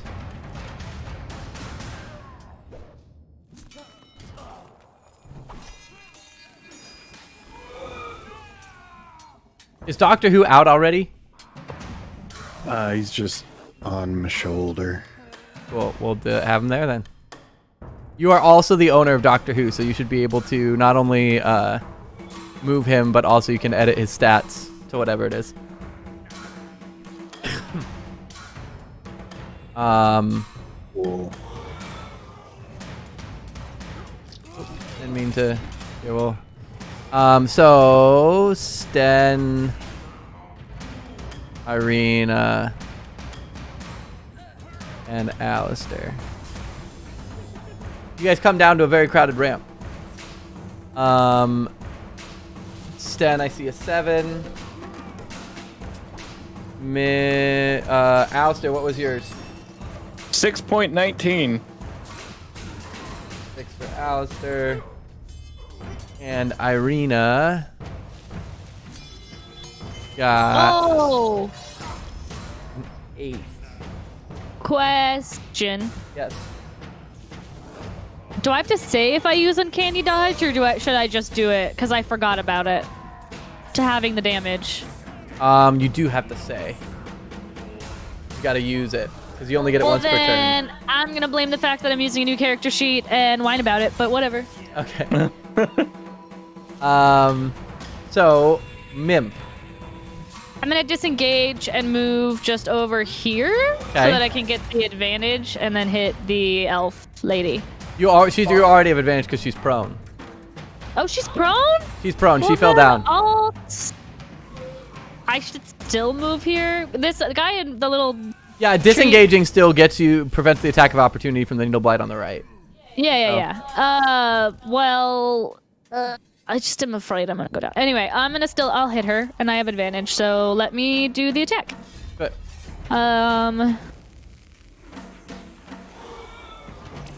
Attack, advantage. That'll hit. Woohoo! And that's a crit. Oh wait, no, that's not a crit because that's not a natural 20. Yeah. That's true. I don't know if it tells you natural 20s. So that's 8 damage plus. It's sneak just attack. 8 damage. Oh. Do I get the sneak attack? Because it's at advantage. Yeah, 'cause it's within 5 foot. Oh, yes, you're right. Yes. Okay, sorry. This is so exciting. I love sneak attack. Okay. Damage? Normal. 16. That is exactly what you needed. So you come down and just coup de grace, stabbing your short sword straight into her forehead. Hell yes. And I can't move because I already disengaged. Well, if I disengaged before, does that disengage me from them? But then if I attack her, I'm engaged with her. But am I disengaged with the needle guy below me? I would say that yes, you re-engaged yourself. Dang it. Okay. Because That's fine. disengage would normally apply for the turn, but I would say you disengage first and then attacked, which would engage you back in. That makes sense. That's fine. So that's your turn. Andar. Good touch shrinking Doctor Who. That's cool. Yeah. Oh. I'm gonna shoot a firebolt at the prickly doodad guy right in front of me. To the left, I guess, on the other side of the druid. Got it.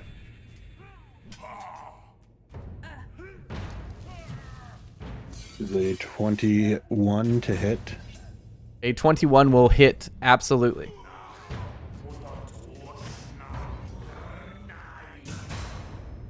Oh, and 11 fire damage. 11 fire damage, which incinerates the needle blight.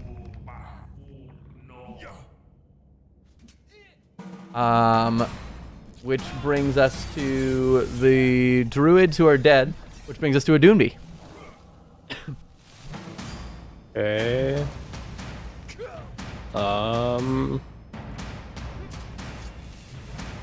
I will make an attack against. So the one to the left of me is dead. Right. Yes. So the only one to the right of me is conscious. So I'll make an attack against that one. Let's see. That will be. It's not the thing. The vine blight underneath is unconscious. The one above you is not unconscious.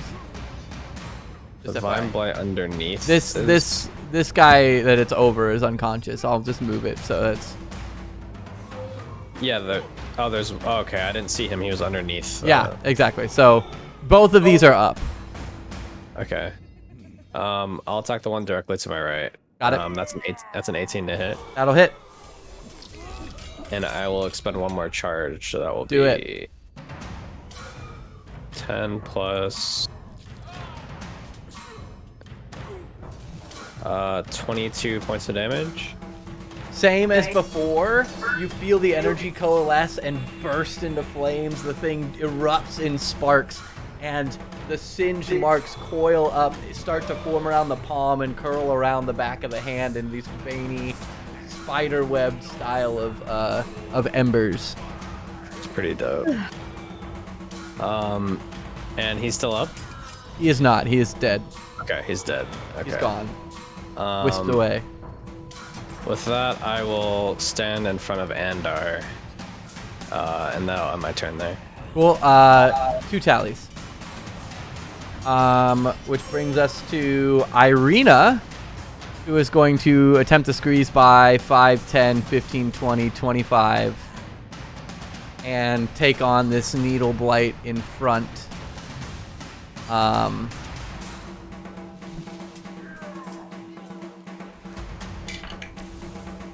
She is going to swing down on it, and her rapier is going to catch in the twigs and like almost pierce through a gap in between, and she has to kind of wiggle and get her sword out. She doesn't appear to make much purchase, as it kind of just like gaps between the strange twig-like formation of this humanoid.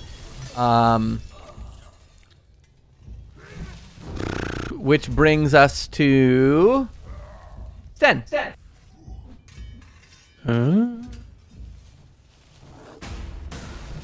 How's Andar looking? Andar, how you looking? I'm looking great. Okay, well then, can I? He feels great and he smells great. Ooh, you smell wonderful, Andar. Yeah, I'm gonna say that. Can I see this one right above Irina? If I click on my character, it looks like I can. Just Yes, wanna that's make correct. sure. Okay. Then I will use Vicious Mockery. And say, oh, why didn't you go back to the haystack you came from? All right. So I need a wisdom save. Wisdom save. We're looking for a 15. He does not hit a 15. He gets a 2. Sweet. Okay, so he'll have disadvantage on his next attack, and he takes 5 psychic damage. All right.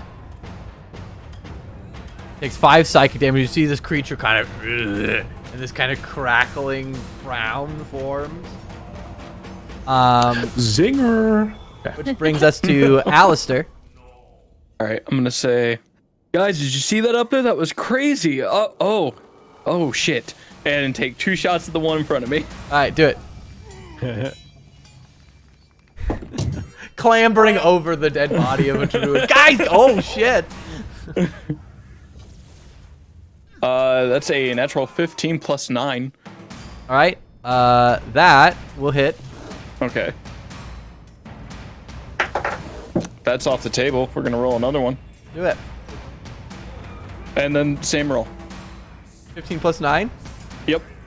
You pull up, you fire this thing, you blast its head straight off its shoulders, and it collapses into twigs on the floor. Even if that's not damage? Oh, that was to hit. Those were both to hit. Okay, then those both hit. Apologies. Damage is 15. Okay, I repeat. His head pops off and he hits the twigs on the floor. Beautiful.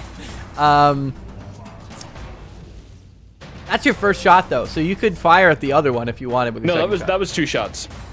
Oh, that was two shots collectively. together. Okay, cool. Yep. Then Bonus action, second wind. I'm gonna get some health back. do it. Cool. Which gives us 1 turn left for this poor lonely needle blight. Who is going to swing at Irina At disadvantage. at disadvantage. That is a 14 to hit, which I don't think hits her. No, she's got a 16 AC. So it reaches out and scrapes across her breastplate with this like kind of strange crackly screech of wood on steel. Finds no purchase, which brings us back to Mim. My turn. Yay! Wait, isn't this guy down under me or no? Not yet. Everyone is dead except for the one above Irina. Oh, heck yeah, I'm gonna move over to here and kill this bitch. Hopefully. We're gonna hit him, I guess. All right. Inventory, short sword, attack. Advantage? Oh, it's flanked. It is flanked. So that is advantage. And then, so 27 to hit. Absolutely hits. Damage, normal. 8 plus sneak attack is normal. 10. So 18. You come forward and with a quick shink shink, you slice through this thing. It shatters into twigs on the floor. We are out of initiative. I kind of... Never mind. What? No. Oh, do you want to I'm ready. describe it? No. Come on, you want to describe it? Go ahead. Well, I want to, like, shink off its head. Uh-huh. But I want its head to fly off into, like... And see if one of them catches it. All right. So you, with a quick shink shink, you slice its body out from underneath it and then shink slice its head off. Its head goes tumbling through the air. We'll roll to see who it lands with. Yay. Let's see. 1, 2, 3, 4, 5. I want it to be me. That would be so funny. Can you have it catch its own head on its way down? It catches it and falls. I'll make that the 6th person. So 1, 2, 3, 4, 5, 6. It is Alistair. So Alistair, Shit. I was gonna have I had its body be 1, Irina 2, Alistair 3, Adum be 4. And I take my short sword and I go, and I just blow on it like a gun. A couple quick splinters just come off the sword as she blows on it. So you guys, the cellar quiets, and the floor is littered with bodies, both of miscellaneous. There's a couple twiggy, tiny imp-like creatures. There's this sliced vine creature. The scattered, needly appendage, like larger kind of branchy strands of these needle blights that you were fighting, and then these 2 druids down the hallway. You see another dead druid. There's this red-skinned, almost slightly scaly blonde figure that the Adunbi, you can infer now that the 2 druids were discussing over this body. They're discussing what to do with this body. Mm-hmm. I'll walk up to the body in the middle, right over here. Yes. Also, Joseph, can you roll me 4 death saves for the 4 rounds that went through? Sure. What is wrong with you, Rob? No. Natural 1. Okay, great. And a 5. So that's 3 failures. All right, so we discussed there will be a note with you. Okay. So Adunbi, you walk up and you see this creature, and this is a fully grown, fairly demonic woman, with pointed ears, slitted eyes, and you can see she's got her clothes have been kind of ripped and tattered. And she's got like what appears to be kind of this chlorophyll ichor and these great marks. You can tell that she went down fighting, and she's got a large. What's your weapon? A halberd. There's a halberd lying next to her, discarded on the floor. Is not breathing.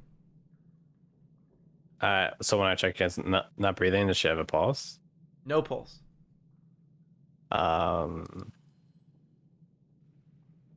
That's it, guys. Bye. Well, I don't have Revivify because I don't have a 100 gold gem. I'll try to use Cure Wounds, I guess. All right. You expend Cure Wounds. It fizzles. He's dead, Jim.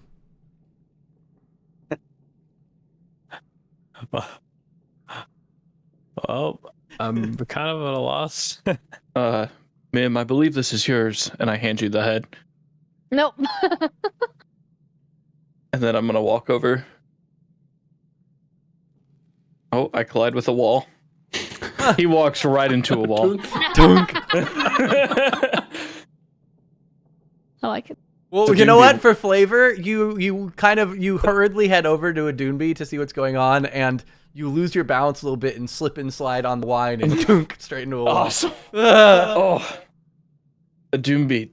Who's this? I don't know, but it seems like she was fighting these druids for her life. But she just recently passed. Both of you roll me investigation check as you're looking over the body. I'm gonna go look to try to find if I can see a full bottle of wine. 21. Natural 20. Or Right. 21. So both of you notice that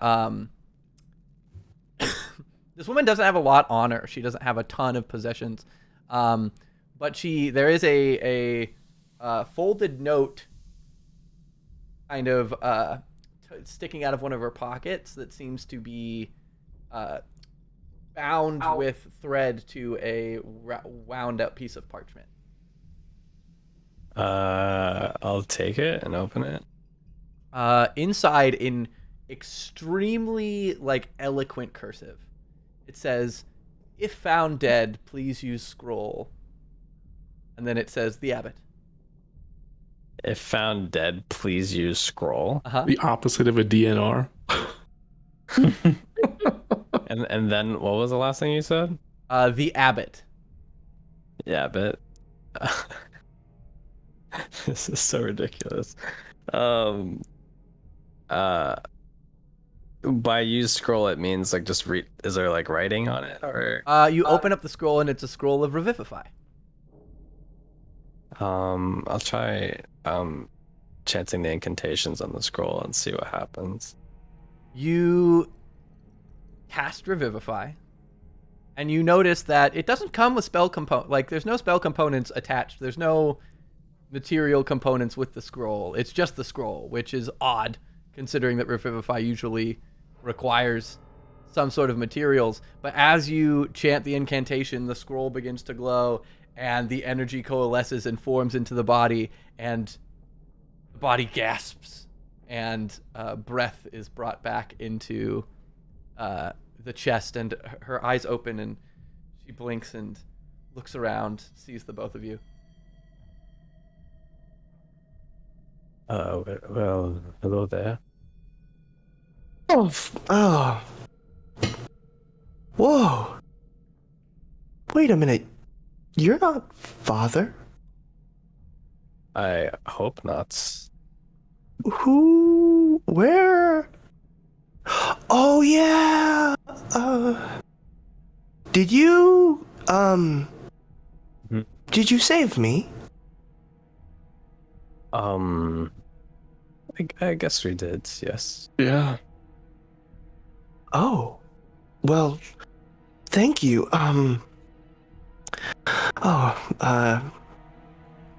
No matter how many times it happens, being dead is never, a fun thing. This happens for you a lot. On occasion.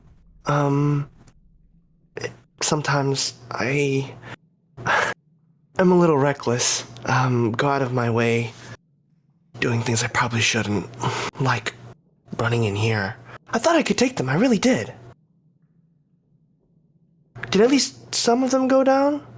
I don't remember very much. I look to a Doomby. Yes, there was a few that were already incapacitated when we got here. Good. And who, am I speaking with? If you don't mind me asking? Oh, my name is Adumbi, and this is my friend Alistair. Well met. Nice to meet you. My name is Malice. Like Alice with an M. That's a interesting name. Is it given to you by your parents or chosen yourself? I mean, no, it was given to me by my father. Do you did you choose your name?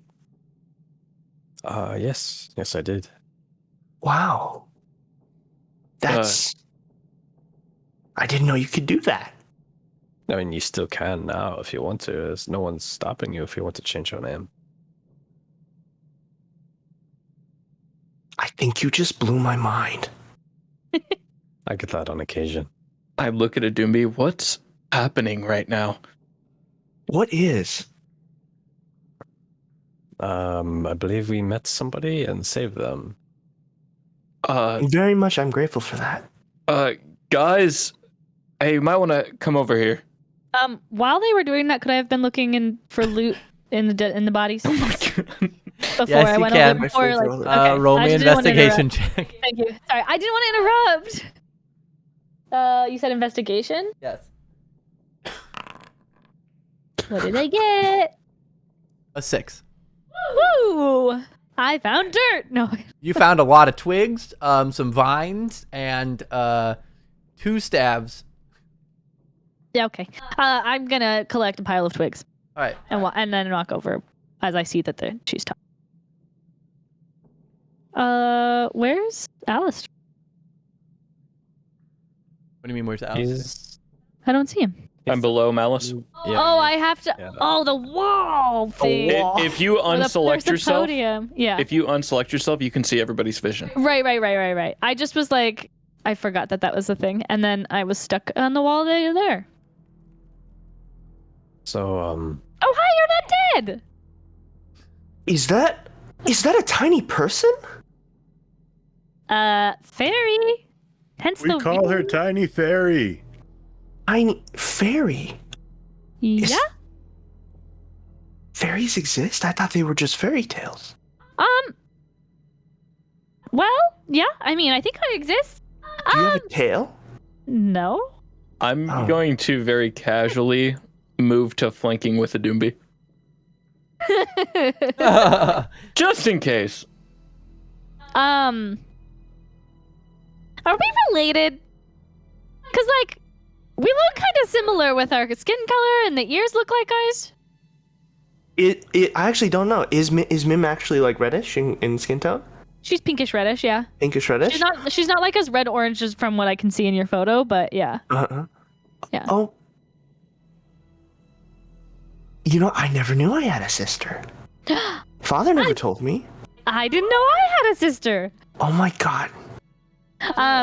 Can I do it?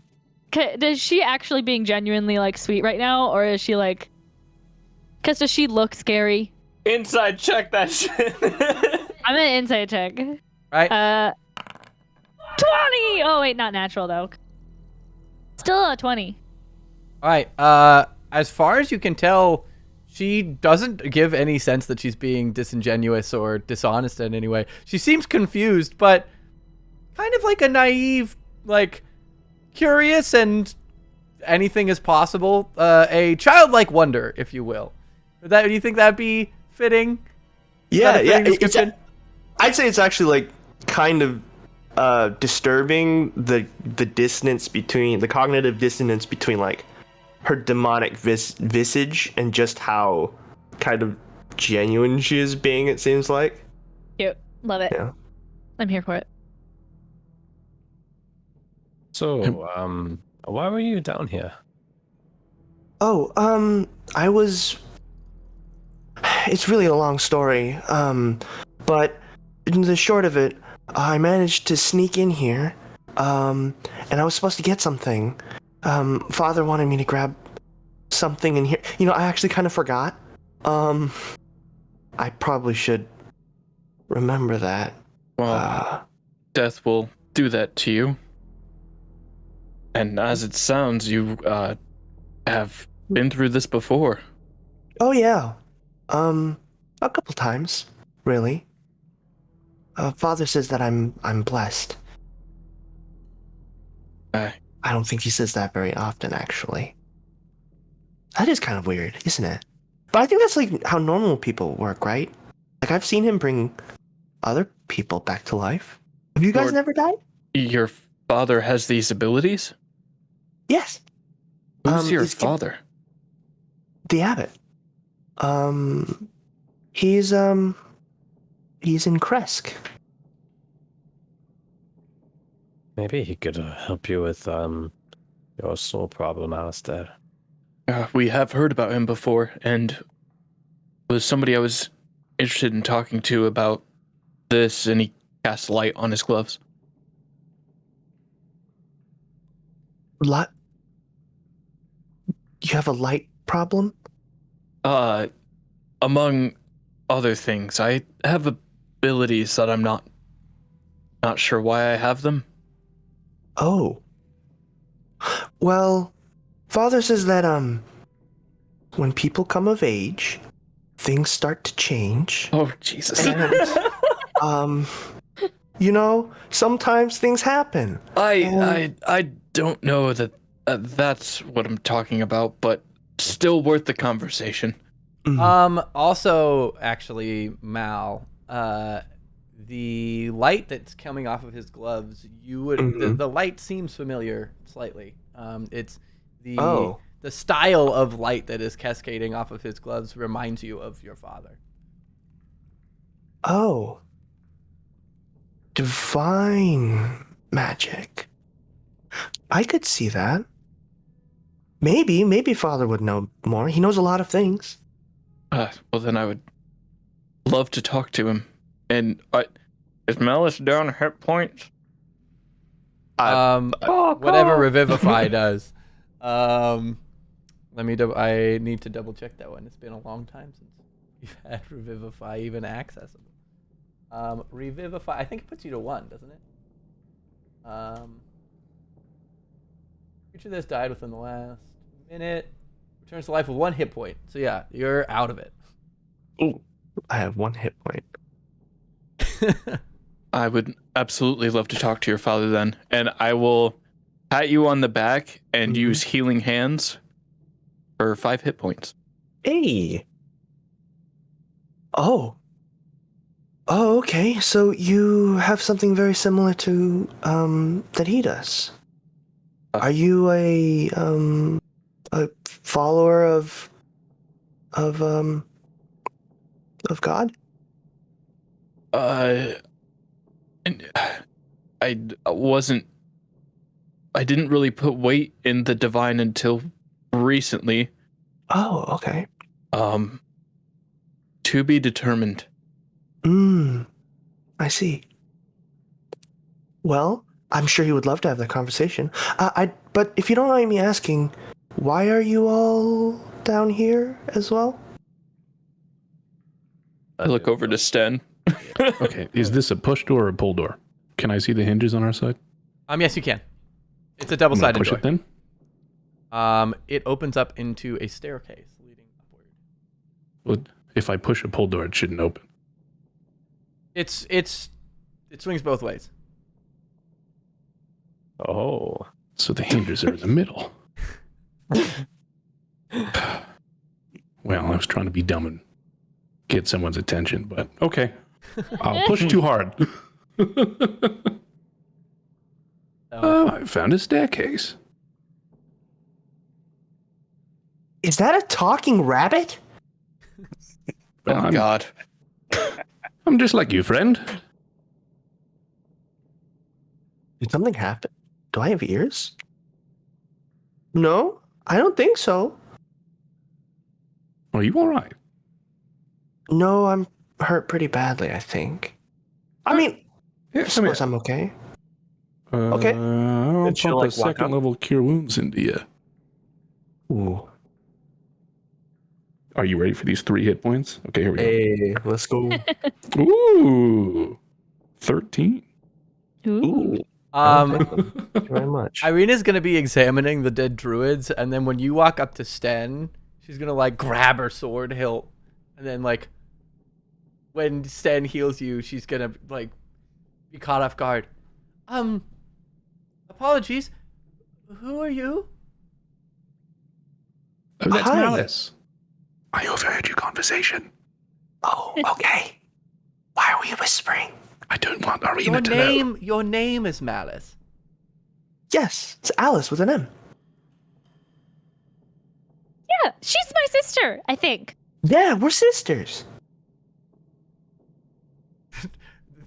Irina is going to be visibly confused and like take her hand off of her rapier, but also like just kind of raise an eyebrow and kind of she's trying to piece together, is this how this works?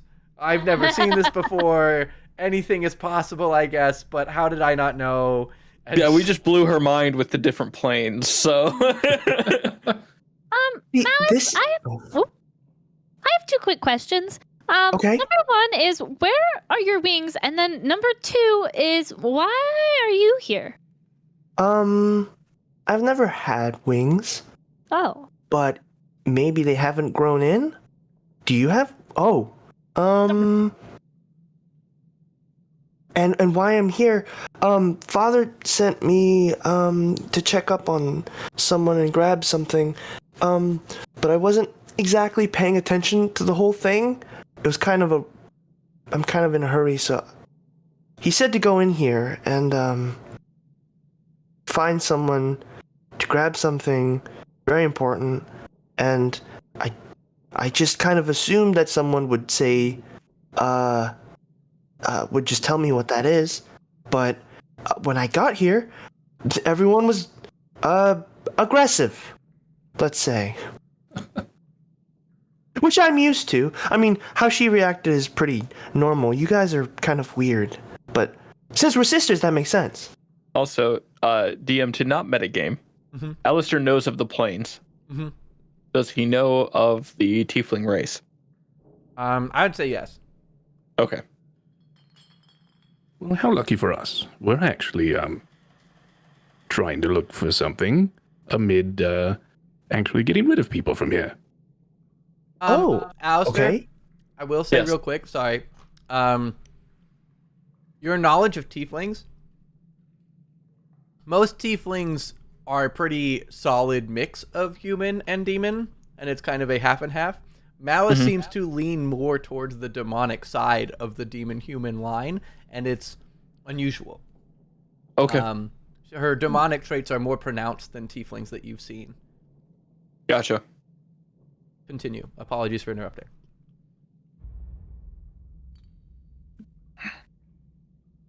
And Malice. Sorry. Well, how lucky for us. We're actually trying to find an item ourselves and actually just trying to get rid of people. Okay. Then do you mind if I tag along? I think we could help each other. Was this as far as you got inside the winery? Is it, Ryan? Everything's fuzzy. You just got revivified. Remember you're supposed to come here. You don't remember exactly the details of what you were trying to find, and you remember you got here and people were unfriendly. You don't remember how you got to the basement. You remember fighting. You remember people. You remember commotion. You don't remember how much you've seen. Okay. It's all a little blurry. Got it. This tends to happen after you get revived. Makes sense. Can I steal 3 bottles of wine? You can, and are also pretty much everything from here over is all smashed. The further left you go, the more intact the wine bottles are amongst the rack. And you notice these are all pretty fine aged vintages. Hell yeah, let's go. Most of them are labeled Champagne du Listomp. There's a couple that are labeled Dragon Crush, Red Dragon Crush. But you can see that these ones are all dust covered. They haven't been touched in a very long time. Can I steal 1 champagne and 2 of the Red Dragon Crush? You can. Bet. Awesome. Good pick. Yeah, hell yeah. Well, I barricaded one of the doors upstairs, but the other 2 doors lead to, I don't know, a very scary area, and I saw somebody putting something in the vat of wine. I can't imagine it's good. But that's as much as we've seen. We've actually been on the run for the last, 30 seconds. From more of these Yeah, things? I'd like to call it an army, I think. Okay, that's a little rough. I What's the wouldn't worry about plan, it. if we have one? Irina, at this point, kind of piecing together, I'm not going to figure this out in enough time and we have more relevant pressing matters, refocuses and kind of walks up. Well, if I were to say, we've made it through the basement. We've clearly cleared what appears of this floor. She kind of looks down the hallway and it's clear this place is fairly drastically overrun. Maybe we can find a source of whoever's in charge. Maybe we can systematically try and root out specific parts of the building. Whatever our strategy is, I think that our main course of action should be securing the premises, and then we can deal with the fields after. Especially considering, I think, she kind of looks over at Sten, we may have barricaded ourselves in. No. It opens from this side. To an army. Oh, yes. But, I mean, every house has 2 entrances. This is a winery. I'm sure there's many more doors. True, but we don't know. And I'm no stranger to breaking down buildings. Again, I'm so sorry about your home. But she kind of like half frowns and just kind of lets that one slide. Even if this building were to have other entrances, we can't guarantee that the other fields wouldn't be similarly encumbered. I think what's safest is to try and go room by room. If worse comes to worse, I do think I'm the fastest, so I could lead them away. Enough. He kind of smiles. I think the fairy might give you a run for your money. Excuse me, I'd like to see her try. Alice, do you need, if we're going to head out and secure the rest of the premises, do you need any extra rejuvenation? That would be nice. I don't know, but we kind of... I mean, you guys have already done so much for me. I don't know if you can spare it, or maybe if we just waited... We're here to help each other. Are we in Sten, are we in any sort of rush, or could we take a short break? We don't know how much noise we've really been making, so Alistair, real quick. Look around first. Yes, I'm walking off. Before you move away from that wall, roll me a perception. Oh, okay. Oh, that's a disadvantage. Shit. Okay. 13.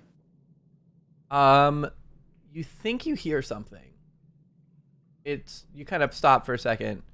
You're not sure, but you thought you heard something for a moment. Okay, like from the wall? With what a 13, direction? it's tough to tell. Okay. Well, then I'm going to, paying no mind to their conversation, keep walking in, because I don't have a soul. Let's go! There you go.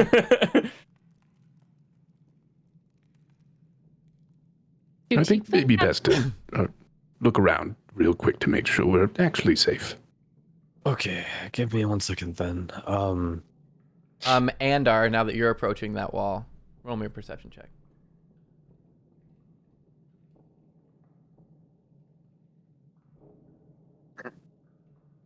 I got a 5. Okay. We're doing great, guys. Just a I'm normal wall. exclusively paying attention to the wine that's in my hand. Got it. Which ones did you take? Just 2 of the red dragon one things. Got it. One's in my bag. One's in my hand. Can I loot this person below me? You can. Roll me investigation. Yep. 5. They have some tattered clothing and a staff. All right, I'm gonna leave it. Well, should we keep going, maybe? I say to this group. I think we should figure out where this staircase leads. Oh. Make sure it doesn't find us any more trouble. Okay, sure. I'll lead the way. Quietly. Oh. Joseph, let me Uh-huh. know when to stop. You get 7 hit points. Okay. Are you trying to heal me to full? Yeah, Okay. let me know when to stop. You get Alright. 9. Okay. You get an additional 4. Okay. 6. I wouldn't mind being healed. Just kidding. All right. It that should be takes good. time. You're good? Yeah, that should be good. Okay, that it was 1, 2, 3, 4, 5. Tim, do you need a high five? What does that put you to, Mouse? 44 out of 55. Nice. You said you needed some help as well, yes? Me? Yes. Oh, that would be nice. I'm feeling like on a scale of like a 1 to 36, I kind of feel like a 22. But I think I'm okay. You get 10 more hit points back. Woo! Nice. Nice. DM, can I roll investigation on the wall? 5. Yes, you can. You left. Did anyone else take damage or no? Andar took a little bit. I took a bit. But he said he was fine, and he smells fine, so. Alistair? Feeling What'd you 18. roll? 18. So you come Here's up and you start feeling this wall, and this is solid stone. It's cold to the touch. Oddly cold to the touch, but nothing particularly strange. And he said you get 12 more. Well, thanks. Hey guys. I know this will sound strange, but can you come listen to this wall? Yeah. Right here? It was right where Sten is. Oh. Every time you Lucy type, Powers. I'm adding it, Adunvi, don't you worry. Thank you. Amazing. So who's rolling up to the wall? 6. All right. I'll You don't give hear it a go. anything.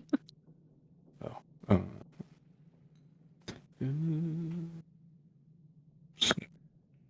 12. You hear a muttering on the other side of the wall. Faint.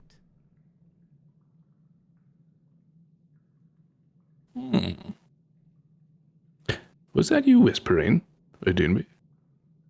Oh, no, that wasn't me. Why? Bim? I didn't hear anything at all. Are you guys feeling okay? Malice? Whispering? No, not really.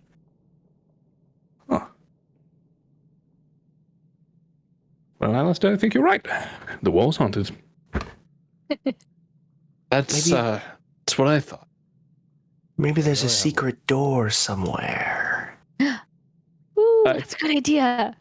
I checked that side of the wall. Maybe it's not the wall. I'm not sure. And it sounded like the other side, not up or down. You can hear it coming straight from where your position is, kind of like this faint murmuring. Also, just for ease, now that we've established that there are dead bodies, I'm going to remove all the dead bodies. Well, Mim's gonna start like guiding her hands along the wall. Whoa. Mim goes to guide her hands along the wall and passes straight through the wall. Oh, this is going to cast a message. Oh shit. And you guys watch as she vanishes through the wall, and in a moment of shock, gasps, drawing the attention of a druid on the other side, who is going to get a surprise round attack on Mim. Whirls, bonus action shillelaghs, and swings at Mim. Glad we healed Mim. I always check in the rules of message. It's like, oh, I can't go through solid objects, and they just have to hear me. Okay. Doesn't Mim have alert? Oh, that's true. Yeah. Good catch. Yeah. So there is no So I can't surprise. be So surprised. then that doesn't you. happen. So you roll initiative. The druid roll initiative. Wait, did I do it? No. How do I roll initiative? I don't remember. How do I roll initiative again on here? There should be Your an initiative. character sheet and press I'm- initiative. I'm clicking nothing. Not the numbers, the word. I am. Really? Yeah, which is weird. 'cause well, you everything already have 2 initiative in the tracker already. That is weird. else- Is that old initiative though? Like, how do you get rid of initiative? Oh, I see how it's. Let me do this. End this combat and empty the turn tracker. Go now. Ah! There is no active combat encounter. Add an active combat encounter. Hey. There we go. There we go. Nice. We're learning. Oh. You go first. Yay! Eep! And I'm gonna swing at her with my short sword. All right. With a little bit of silver short sword. Wow, words are hard. Go. Oh wait, Attack. It's in there, yeah. normal. She 11. fell through the wall with her short sword. What a way to go. An 11 is enough because she doesn't have bark skin on. Hell yes. Damn it. Normal. All right, note to self, don't whisper around Mim. So she takes 7 points of damage. And I'm gonna say,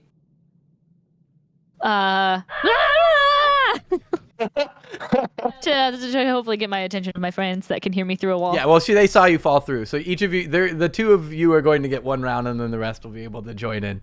So the Ooh, actually druid. then, we'll wait. Bonus action disengage. Hey.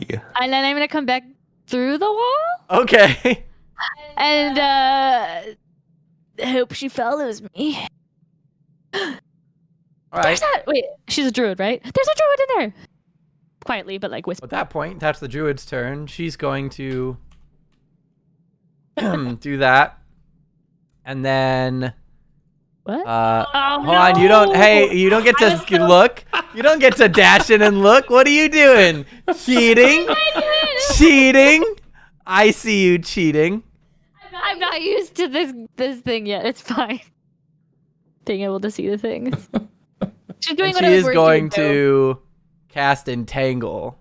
Oh, this bitch. So everybody needs to make a saving throw. What? Is it What's deck? the? Oh, it should not be 4. It is a strength 4. saving throw. You can just Oh, click on it. Rank. This should not be a 4. What the heck? 13. Where is my strength? Oh, it's an alphabetical Before order. it's her strength. It's minus 13, so I make it. I need to adjust my sheet. Do you not have a shape saving throw on your Oh, it's not clicked. I see. proficiency? Strength and con. There we go. So it should be 13. Yeah, it should be 13. Got it. So So a dude, me, and mouse pass. Mim does not. Alistair's also 13. Okay, you pass. Alistair's I 13. don't pass. Oh, wait! I just did stealth. That was. That's not correct then. So That's sorry. That was my bad. rolls a strength check, a strength saving throw, technically. It's up at the top. I see. You have to actually. And then click on it. Andar, what's yours? It was worse. What? 17. 17. So the only person who fails is Mim and Sten. No, I fail. Yeah. So the 2 of you Wait, sorry. are restrained as vines coil up from the ground and I'm wrap not around on the you. ground. Right? I'm hovering always. It'll still come. Dang it, it'll okay, Come up fine. and grasp at you. So you guys are restrained as these vines coil around you. The rest of you, the vines start to curl up your legs, and you kick them off. The rest of you, I need you to roll initiative.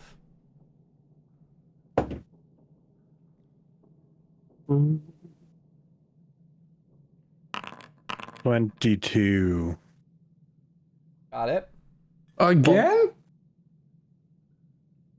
Roll the exact same number on the last initiative. All are you 23. initiative, or are you just using the initiative tracker in the game? I'm using the initiative tracker in the game because that's I easier. was asking Ryan. I was wondering if he needs us to actually say anything. I'm looking at it now. I didn't know it was here until now, but now I know. Okay. 23. And for anybody who roll, I also need just people to tell me that they roll if they aren't rolling in the thing. Oh, whoa. It says it above the character. That's crazy. Mal. Mhm. What did you get? 21.15. Got it. All right, so that is the end of round 1, which brings us back to the top of round 2. Now everyone's engaged. Mim, you are first. You are currently restrained. You can use your action to escape. Yes. How do I do that? You have to roll a strength check. Okay. Oh, and a strength ability check? Yes. Or it's not a saving. Okay. 11. That's not enough. You are still restrained. Okay. So that'll be your turn because that's your action. You can't move. Which brings us to Alistair. He saw Mim come out of the wall, so he's gonna run straight in. You see a druid that is waist deep in water and a strange glowing purple energy behind her. Also, entangle. That's or it halves our movement, correct? I believe it becomes difficult terrain. Yes. Cool. Yes, it does.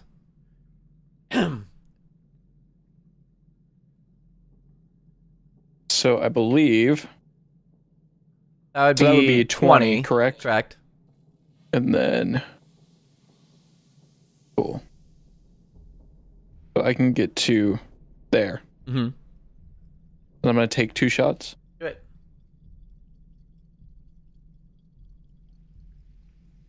28 That'll absolutely and 20 hit. to hit. Both will hit. Cool. And that's 19 points of piercing damage. Boom. All right. You fire 2 bolts, and they pierce into her shoulder and her left rib cage. And she curses at you in a language you don't understand. Andar. I will follow Alistair in. That'll be 20 see feet of your what's going movement. on, and just cast a firebolt. Roll to hit.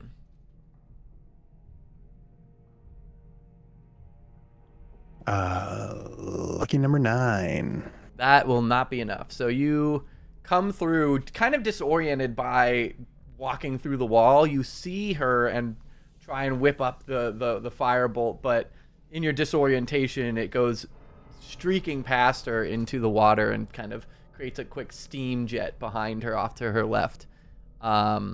Which brings us... Yes? Does she have to make concentration saves on these hits? I don't think you do. Entangles Oh, it is concentration. concentration. So she has to make 2 concentration saves. The first hit was an 11. The second hit was an 8. That matters. Got it. So the DC is 10 for both. The first one she makes.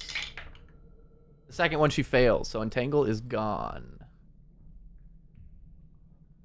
Nice. Oh, that's not right. It's moving. So the vines wither away, which brings us to Mal. Can I enter in through this side way, or do I have to go all the way around? So you attempt to go through and run forward and tunk, go into solid wall. Okay. Excuse me. 15, 20, 25, 30, 35, 40. Okay. So she runs into the wall. Oh, maybe, and she wheels around, runs through the entrance, and pulling out her halberd, she says, "Hello!" and swings the heft of it recklessly. Let's go. That's a natural 20 and a 15. Perfect. So I think that hits. It makes That'll up for hit. your natural one. All right. sure. Yeah, that's true. That's true. So that's 2 plus 5 because we double the damage. And that's 7 plus 4. So 11 slashing damage. All right, 11 'cause she's slashing not damage. raising. So she falls. You slash her down. But as you run past her, you feel the air turning more and more frigid. And as you get to this corner, I need you to roll a Constitution saving throw. Sure, I can do that. Doesn't have the. I guess I could just click on my character sheet. Will it do it? Saving throw. Oh. Did it show up? It did. You rolled a 9. Oof. So take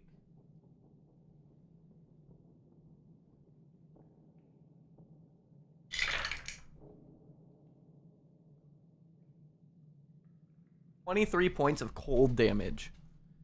Okay, I'm gonna use. Go ahead. As she takes this freezing damage, I'm gonna reaction use a reactive resistance. And I will gain resistance to cold damage. So Cool. I will take. You said 29? 23. So 23. So I'll take 11. So she goes barreling in. As she does, the air feels more and more frigid as she wades into this water. And then as you get towards this this corner, the cold becomes almost unbearable. You feel it starting to creep into your skin, and then you focus, and your eyes flare, and heat almost comes off of your body a little bit, and you reduce the cold damage coming over you. Nice. Got some We are steam going out on. of combat. There is this purplish energy coalescing on the other side of this chamber.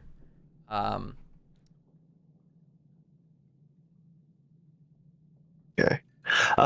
She's gonna turn and say, maybe we should get out of the water. And we'll try to get out so she doesn't keep taking damage. Alistair, ask- you are waist deep in the water, and it's cold in here, you can tell, but you're not taking damage. Cool. Can I ask for a quick break? I had an emergency. I have to take care of something real quick, and I'll be back. Of course, absolutely. Here, we'll take a quick Thank you. bathroom break. Just for flavor for you, Malice, as you move away from the corner, the cold, it still feels like a cold, damp cellar, but it goes from freezing to temperate, like more of just a chilly as you move away from the corner. Okay. But we'll take a quick bathroom break. Cool.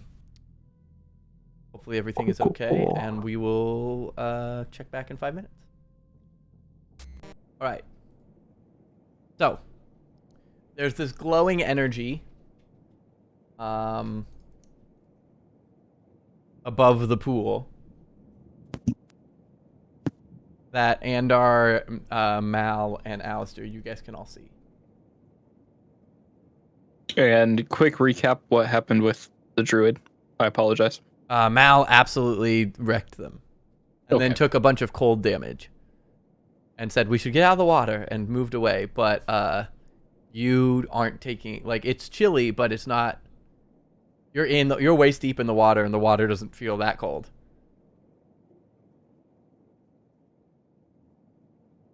All right, can I slowly move towards the energy? Yes, as you do, it's getting markedly colder. Are there any loose rocks by my feet or stone pieces? Sure, there are a couple pebbles I'm gonna throw something at it. into the energy. Yep. All right, you huck one in, and it seems to kind of just pass through this like glowing ambiance, and it splashes in the water.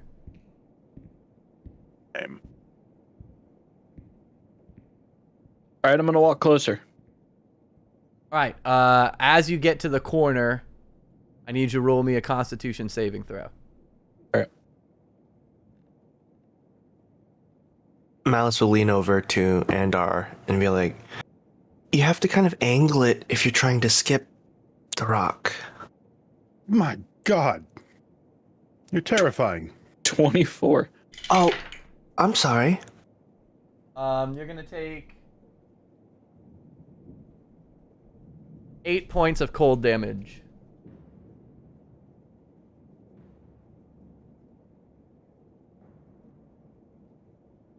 Is there a way to just negative health without having to do the math? Because I'm terrible at subtraction.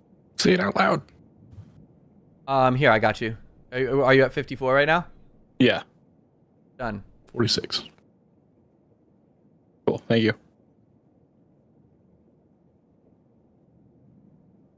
Yes, you take 8 cold damage. All right, I'm gonna back away from it after taking damage. The rest of you are still outside. Irina comes in, sees the dead body, sees the glowing energy. Well, that seems ominous. It's very cold. Yeah.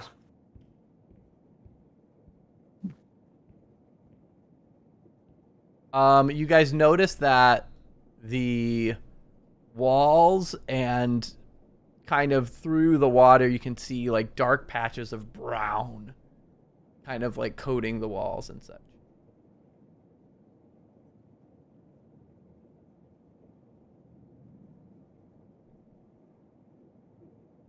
What are you guys doing? Can I come in there at this point? Okay. What's the icon on Alistair? Cursed. Oh, he's Ignore cursed? it. Oh, Yeah, that's I'm cursed. Right. Okay, I'm sorry.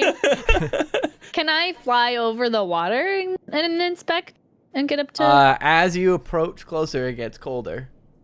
But yeah, if you want to fly above the water, you can and get closer.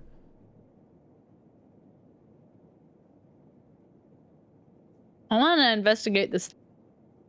Mim, there's lots. it's very cold. As you get close to that corner, go back up one. Like here? It's getting quite cold. Quite cold. Very cold. It's very cold. Is it in You are fact... shivering. Ooh, it's very cold. I'm gonna Careful, sis.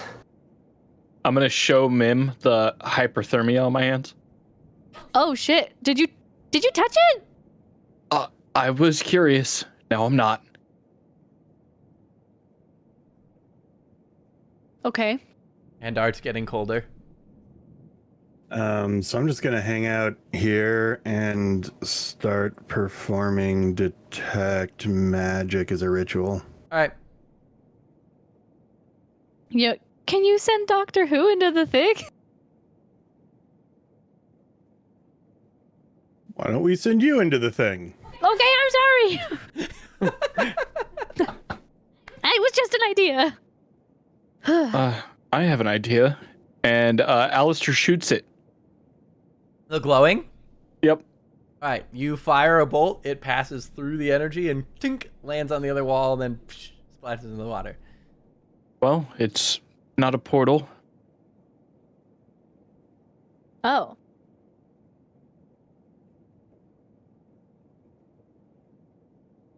I cast Firebolt on it. You can. All right, I'm gonna do that.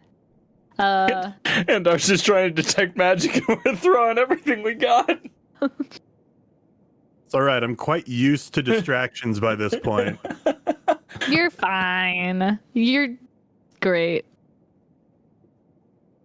Would it normal? 26. So you hit. Here's what happens. You fire the firebolt. Mm-hmm. It goes through the purple and passes through, but it hits the brown patch behind, which ripples outward and ripples all the way around through all of these brown patches over to your side, and then you watch as it grows 10 feet closer around the corner, all three of you need to make Oh shit. Constitution saving throws. And Doctor Who, technically, too. Why do I have to ruin everything? I'm sorry. 18. It gets markedly colder for everyone. I gotta say. Okay. And no damage was taken during that thing of those things? Andar? Andar rolled a 6. So, And Andar- Doctor Who rolled a 16. okay, so Andar, you are going to take 20 points of cold damage. Everyone else is going to take 10. As the brown marks now extend the this brown far stuff around the corners. Does Can it we look tell like what that a? is? And it is markedly cold for everyone there. Yeah, I'm breaking that ritual and bailing. Sorry. Does it look like a moss or? Yeah, like It moss-ish. Roll me a nature check.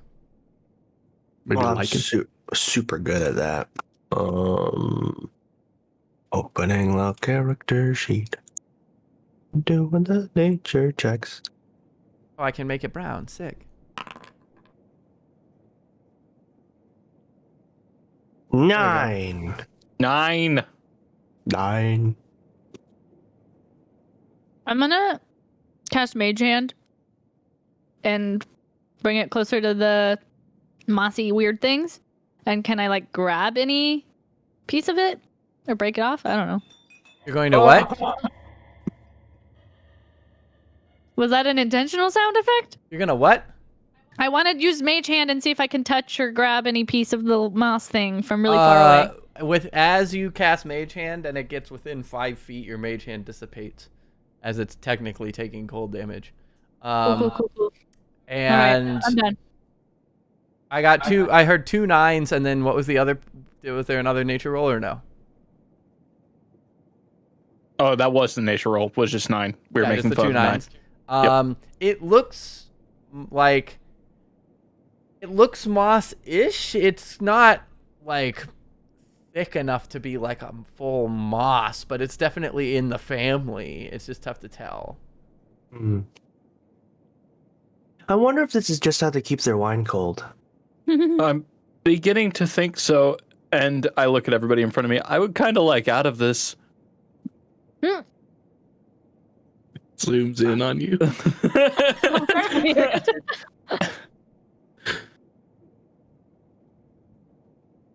Oh, there's more. Oh no, there's lots of. Oh. Anyone else want to check it out or no? Moving on. You don't want to check it out. No, I didn't want to go in there after I heard whispering and then vines grew from the ground. I was trying to check it out, but everyone was very keen on throwing stuff at it. Sorry, To be- I didn't think it was gonna do anything. To be fair, you were the first one to throw something at it. Yeah, so why did other people start throwing stuff? It clearly didn't work. Well, it's not fair if you try and we don't get a try. Oh, you know what they say, third No time's one the knows. harm. They say that? Where? Do they not say that here? Say what? Irina's gonna Not do a I'm nature aware. check. Sten, Mhm. how far can you do that messagey thing? Oh, pretty far. Could you like reach the Martikov people up above, out there, way out there? Oh, not that far. Oh dang it. Well, never mind. All right. So, Irina with a 19 looks over and she says, "I think I've read about this. This is brown mold. Ew. It absorbs heat. I don't know a lot about magic, but I imagine that the druid," and she kind of gestures at the purple, maybe trying to paint this room with the brown mold.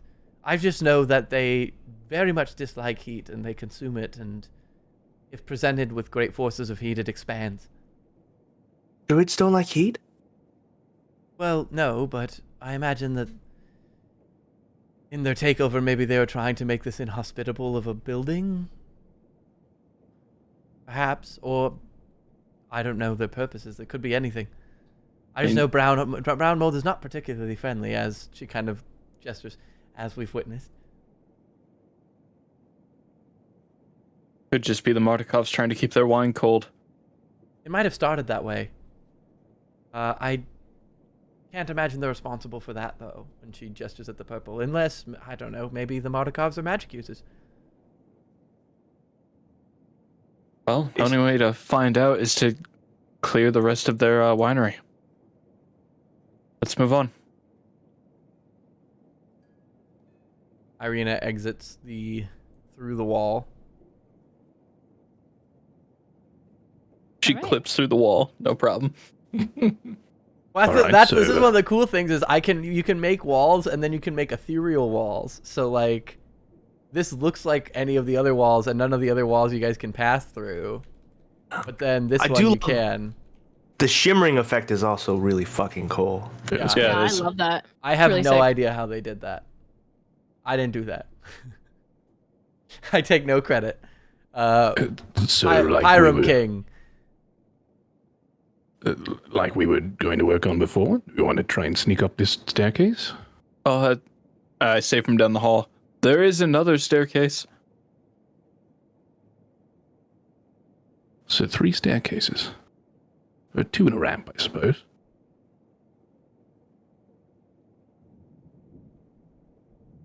Which one do they both go up, or does one go down, one go up?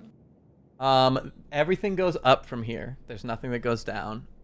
You guys also notice on this left side of the room, the wine racks are completely dust cobwebbed and empty. There's no bottles on this rack. Oh, there's actually no bottles. That's kind of cool. Wait, Alistair, if I have my bearings, I don't think we want to pop up from that side. Why do you say that?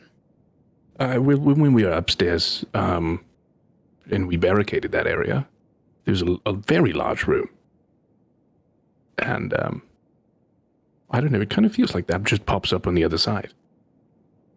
Also, Alistair hands you 40 ball bearings. Thank you. Go ahead. Oh.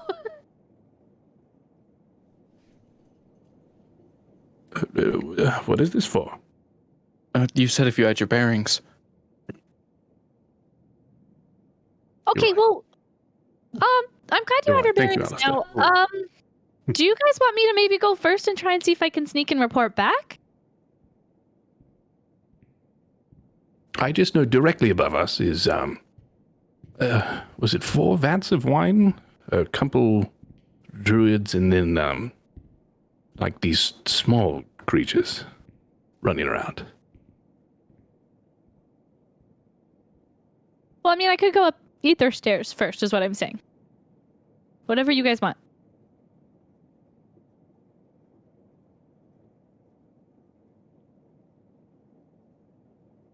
Whatever Honestly- works for me. Sten's decision sounds right. Let's head up.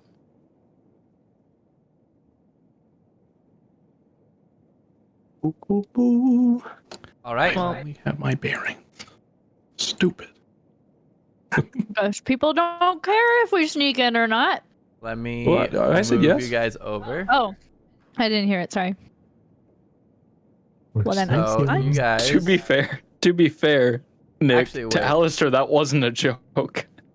It's very clever. Hold on, I'm gonna move you guys before so that you guys can't see what you guys pass through, because unfortunately it moves you through things, and I move everyone.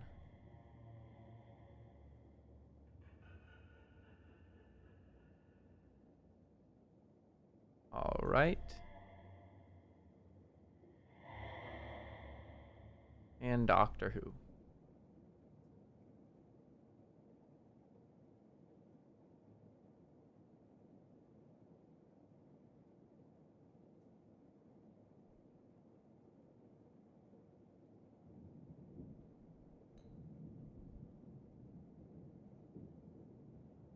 All right, so now I'll do.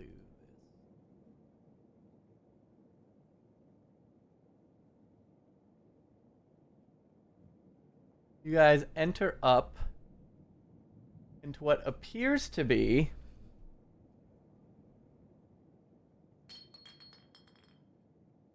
Sorry.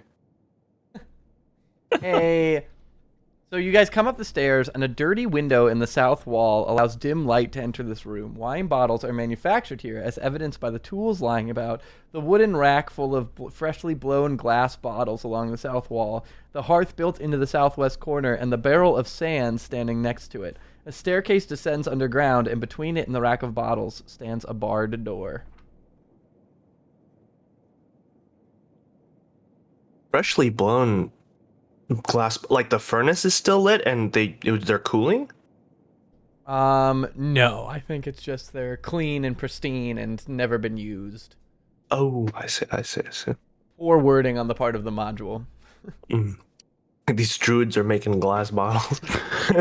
Well, we already won, so. Well, we got the place. Better get the wine business up and running. Definition We'll of a take a look out hostile the window. Yes, you can look out the window. Oh.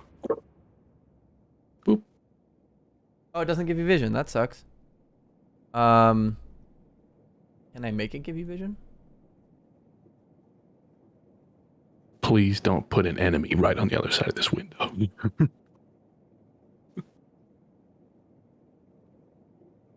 It's gonna be like that door in Phasmo. Let me fix this. Do you need me to move away? Is that easier to draw? Here. I'm making this a regular wall. Ooh, Draw ooh. walls. I can see. Very cool. The shadow's like a little butterfly. Yes, there you go. So now you can see.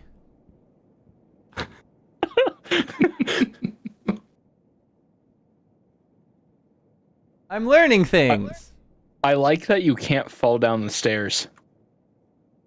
Yeah, I tried to move off of it. I had to walk all the way up. You can see out into the field to the south. And through that window, you can just barely see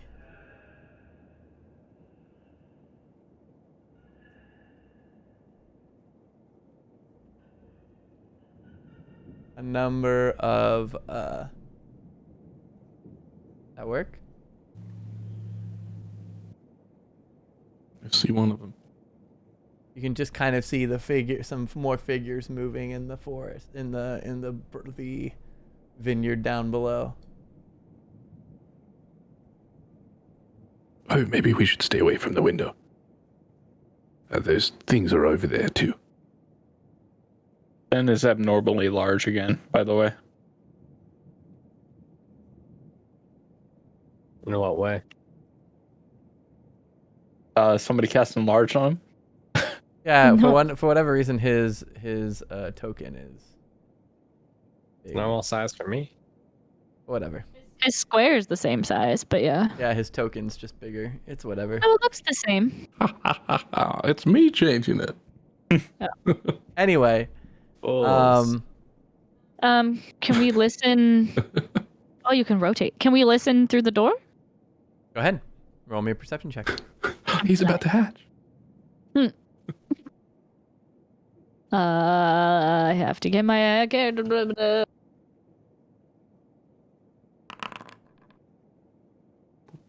Ooh, nat 20. Woo! All right. Look at that. So through the door, you can hear faint footsteps and kind of like this of these really like light, kind of little scrapey footsteps as well.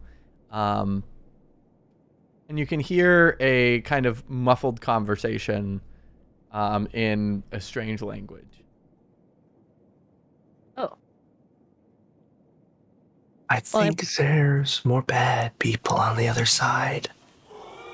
whoa! What the? I hated that. That was scary. Bad. Cap is. What's this? Is this where? That is Like a a- furnace.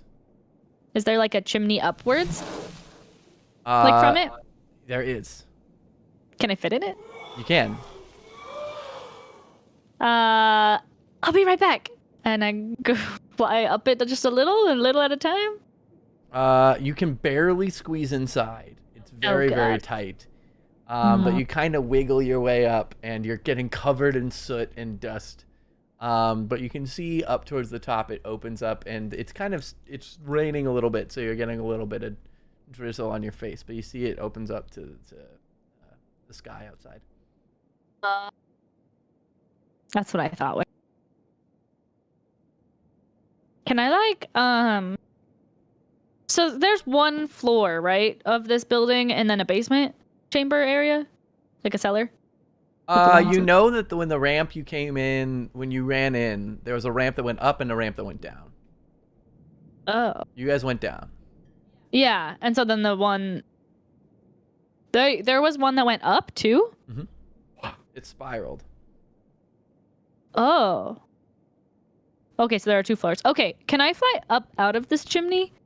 Just like sneakily, You very can. slowly. I want to see if I can find windows. Thing.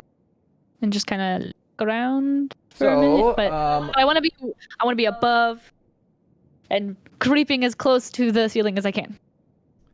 So you fly out above, and you've got a bird's eye view. You can see that here and here are both windows. Those are the only windows that you can see from this side of the building. That other window is where we came in from. You are now on the southern side of the building. You entered from the north side. Well, no, I meant not where we came in from. Sorry, where we went into the basement cellar, that platform where we went down the ramp. Yes. Okay. I'm gonna fly back in. If you could be so kind. Yep. And Oh, no, that's not right. Mm. You can see I attempted. thank you. I'm gonna explain what I saw about the windows and how out this door, there's this window that goes back into. Oh, one thing I would have noticed this, but I forgot to ask you. How high was that? Could they climb in through the window? Both Maybe? of the windows were on the ground, were on ground level, but they were both attached to these kind of cylindrical tower sides that you can tell, based off of where you were in the basement, the ramp's in one and the staircase is in the other, and it appears that they both travel to both floors, the second floor and the first floor and the basement, all collectively. Okay. Well, I just tell them that there's a window, or here, there's a window over there that goes to the ramp where we were if we want to go there. And I couldn't tell it, but I think that this big room that behind this door is where those other people are. So it kind of depends on what we want to do, but maybe we could go out the door and go up the ramp we came near before? Anyway. Malice is gonna take out like a handkerchief and like hand it to Mim and says you have a little something on well everywhere. Thank you. I like wipe my face and use the handkerchief to wipe as much of me as I can. Mm-hmm. Alistair opens the door. Yep, yeah, there it is.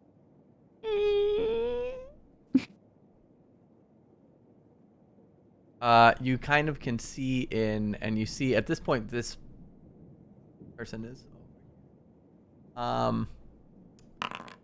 There's a druid up on a ladder, pouring something into this big vat, and there are these tiny little creatures walking around the floor that appear to be made of some kind of twigs. Here we go.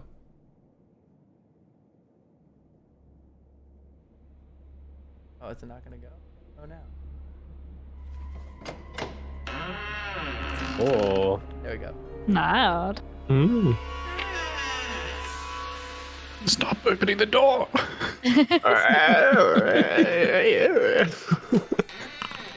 Ignore that. Alistair just keeps opening and closing the door. You know it comes with creepy It's an music. Stop that. Hinges. It's an incredibly long sound effect for what should be a very simple thing. And it comes with creepy music. Alright, I think it's done. So, what do we want to kill them all? Alistair, you've crossed into the room. Yeah. Roll me a Yep. stealth check. Okay. Unless you're not stealthing. No, I would be stealthy. Yeah. In response to Mel's thing, I say, "See, I can tell we're related." To a Doonby, I whisper in his ear. See, I would be stealthy. That's a 14. Okay. That's pretty low for me. We need to be careful in case I couldn't barricade every door.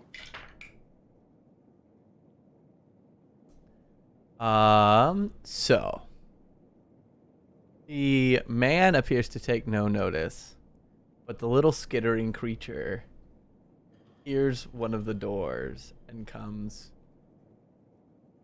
sniffing behind the vat.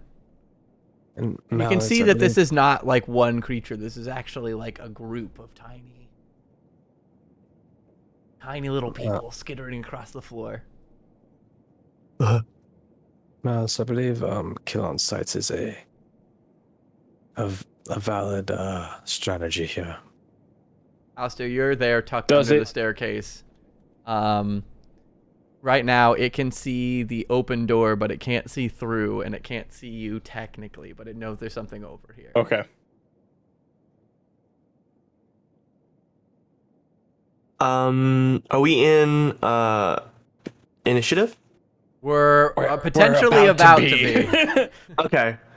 I think if that's the case, then Malice is just gonna rage and run up to it and Fuck yeah! All right, okay, so there we go. So you see the thing come up and like start whispering right next to Alistair. You rage and run in. Everybody roll initiative. Fuck yes! Can I, before she runs in, get a spell off? What spell and what were you doing? Enhance ability. On who? Malice. She was right in front of me. Hey, sweet. She's running in. Yeah. Yeah, it depends on Malice if you're touch gonna spell. take notice. So, if you see her running and you're just gonna reach out and touch her, Well, she goes. she then was yeah. right in front of me, so I would. Then yeah, go for it. Okay. I'm gonna do Bear's Endurance. Yeah. That's beautiful. And anyone else Ooh, 9. character sheet? 9 temp hit points. What? He said 9 temp hit points. No, but you were saying something about a character sheet. Is anyone else able to pop out their character sheet? And Not yet. No. Not Ryan's yet. gonna I add have them to on. double tap my token to bring it up. Yeah, it pops up in a window in the program, but we can't get it out of the program yet because we need to add a thing for that. Okay. We figured that out earlier. I'm gonna. Apparently, it's another module I have to install, but That's fine. I for was today, just it can't. curious. So everyone needs to roll initiative. Let me add an active encounter.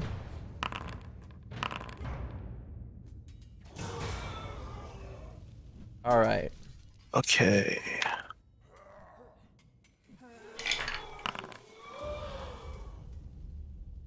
Hey, let's go, Sten. Nice.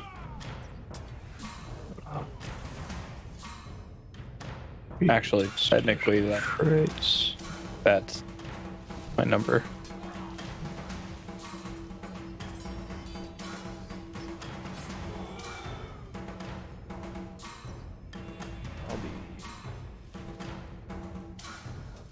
Then Do you have 10, 12 for Doonby. Andar, I got a 16. 16. there should be more. Malice, I'm sorry, I didn't roll it yet. Why is it doing this? I don't understand. What? It's just. There we go. 15. 15. What is your dex? 2.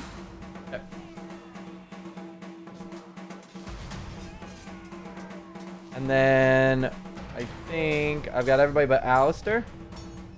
It's 13.19. So 13 with 19 decks. Got it. All right, which brings us to our first person is Mim. Yay. Oh, do I get the swing on the thing? Because I surprised Oh yeah, it? go ahead. Oh, yeah, you'll get that. Okay. Cool. I recklessly attack, so 23 to hit. That'll absolutely hit. All right. I'm raging, so it's gonna be some extra damage. Okay. So that's 8 plus 4 plus 2, 14. So it's 14 slashing damage Okay. and 6 radiant. All right. Oh, I'm sorry, 4 radiant. 14 and 4. Yeah, so 14 slashing, 4 radiant. Got it.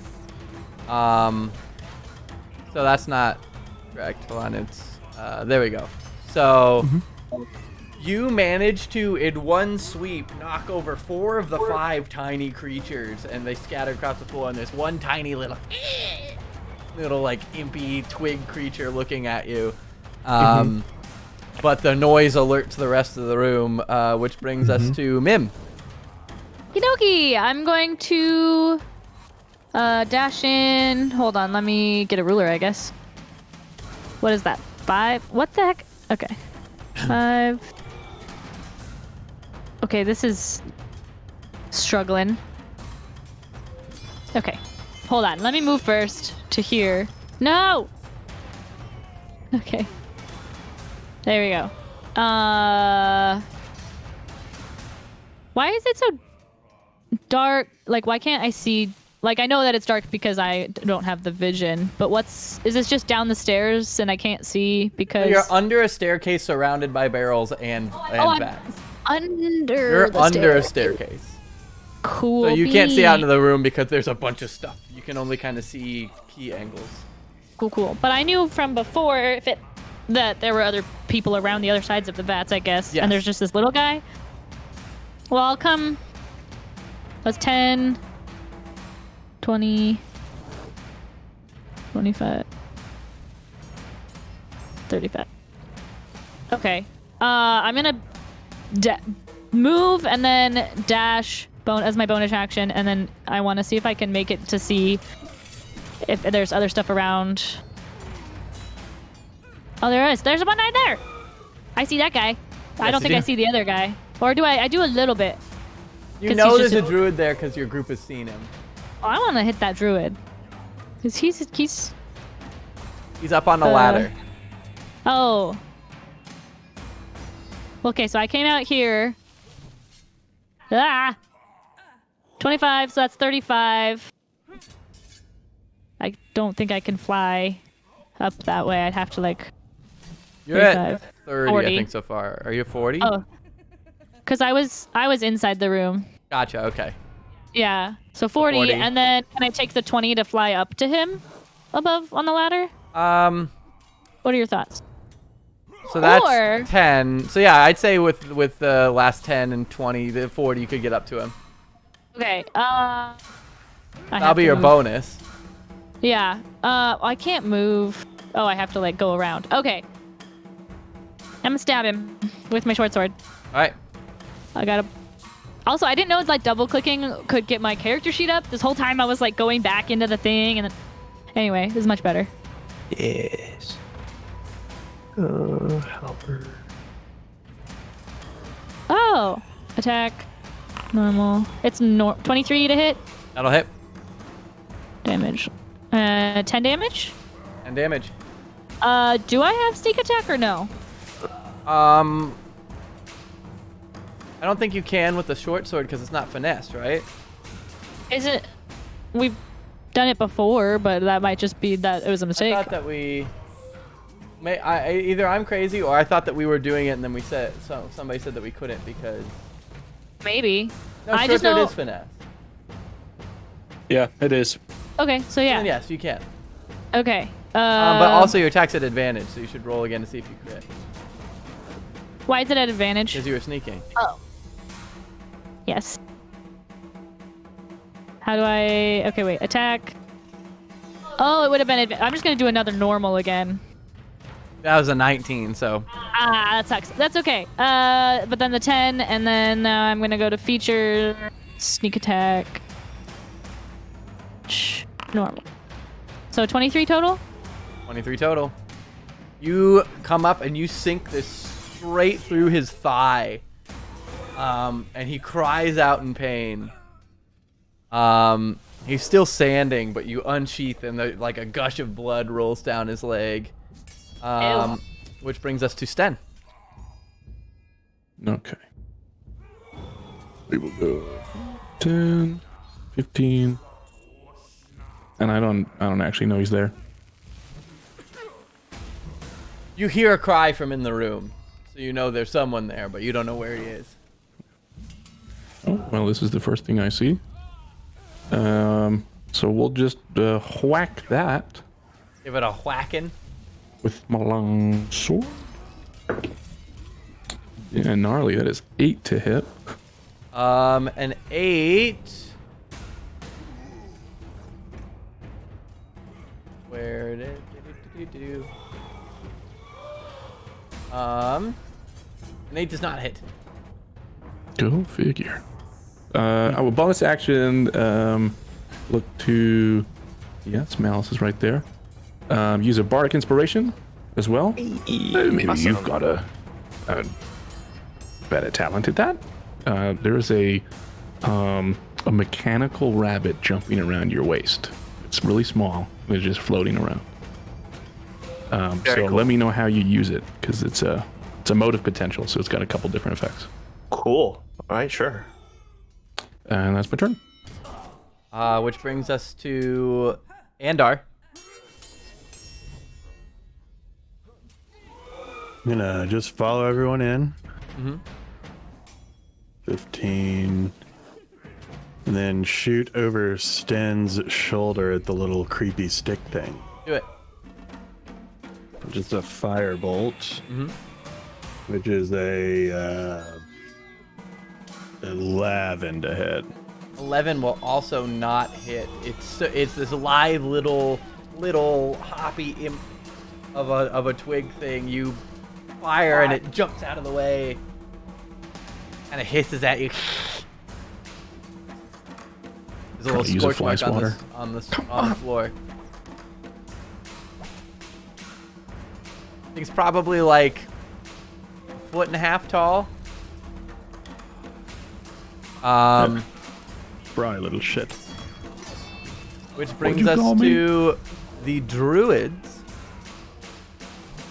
So the one is going to Shillelagh and, well, first things first. The noise attracts the attention of another... Where is it? Another druid who comes running down the stairs from upstairs and has 2 more little groups of the little impish woodish creatures following. But the one that is by Mim uses Shillelagh and then attack. It's gonna be an 8 to hit. I doubt that hits. Yeah, I miss it. This one's going to come around the corner. What was this? This was 5, 10, 15, 20, 25, 30.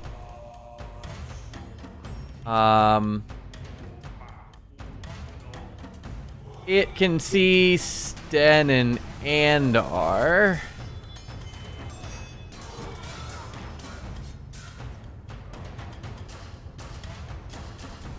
It is going to cast Bark Skin on itself, raising its AC to a higher level. And that is its turn, which brings us to Mal. All right. She's just gonna swing at this spry little thing.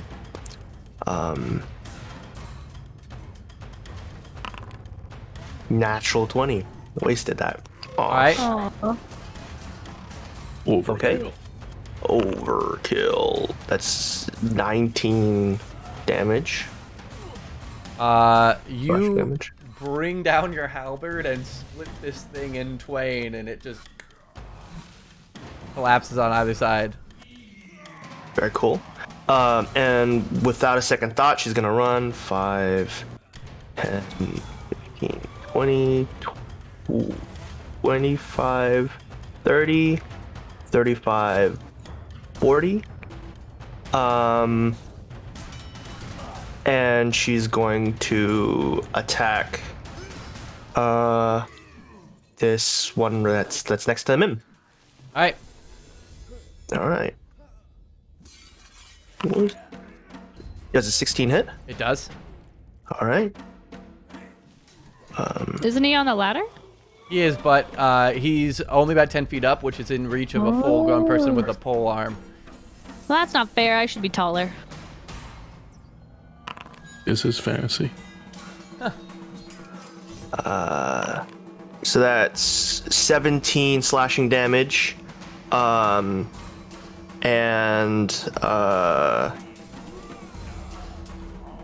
5 radiant as she slashes with her not slashes, she hits with the butt end of her halberd. So, and then one last attack. It should be at advantage. Whoops. Does a 19 hit? Oh yeah, since the 16 hit. Well, real quick. So the first attack's gonna kill this one. So do you want to use this next one on the other one? Sure. Yeah. Okay, so real quick, we'll describe the first one. You bring up the butt and you slam it into him and nail it right into the open wound that Mims made in his thigh. You see the color drain from his face. He goes woozy and actually collapses off the ladder onto the floor, crashing down, and there's a crack as his neck snaps. Then you turn and whirl and bring around your polearm. This absolutely hits the other druid as well. So okay, so that's 24 slashing damage for that one. All right. Swinging down and carving a huge gash across the front of this druid, who cries out. And she'll turn to Mim and say, "I've got your back." Mim's just gonna be like, yeah. Which brings us to Alistair. Side note, is Irina in combat? Because I don't think she went last round. Just now. Okay. She's tying her shoe. Irina, get your shit together. To be fair, I think we're still in first round. Yeah, we're still in first round. And she rolled at the end anyway, so. Oh, okay. All right. Because everyone's only had. That was Mim's first turn. The only person who's been able to go twice is Mal, because you got a surprise round. Yeah. So cool. We're still good, but thank you for the reminder. Yep. Let's see, move there. She rolled a 3, so she's end of initiative order anyway. Cool. I can get there. I'm gonna take shots at this guy.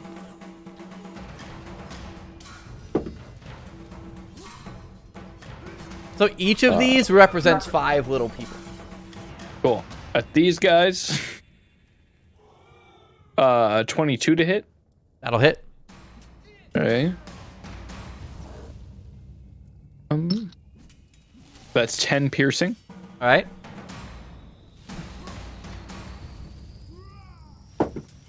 And 14 to hit. A 14 does hit. Okay. 12 piercing. Bless you. Hold on. I clicked away. Is it 12 piercing? Yep. And what was the first one? 10 and 12, so 22 total. That's exactly what you needed. So you fire one bolt and it spears 3, and you fire the other bolt and it spears the other 2, and they all go scattering across the floor. Also, I want to see something. If I do this, so you can actually just do plus or minus if you don't want to do the math. Oh, you can? Yeah, you can just do Where? -5 or plus. If you right-click on a thing, Oh. the bottom box shows its HP, and you can just do like +5, -7, whatever. Ooh. Oh, I'm dead. Okay, cool. Wait. Oh. What? Oh, FYI. Oh, you just Awesome. -5 feet. That's not what you want. Yeah, I know. I'm learning. Okay, so that's... I got nothing in bonus action, so that's my turn. Got it. Which brings us to a Doonby. I'll use my bonus action to cast Shillelagh. And then I can't move across this thing. Can I move to the right? To the barrels? Yes, you can move right.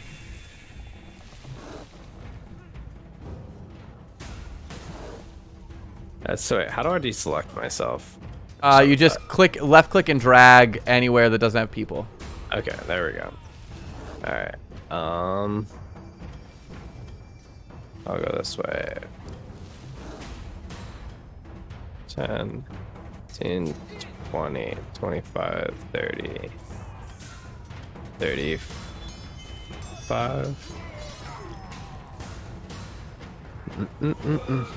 And I will use my action to summon a flame in my hand, and I'll cast Produce Flame, targeting the one next to Malice.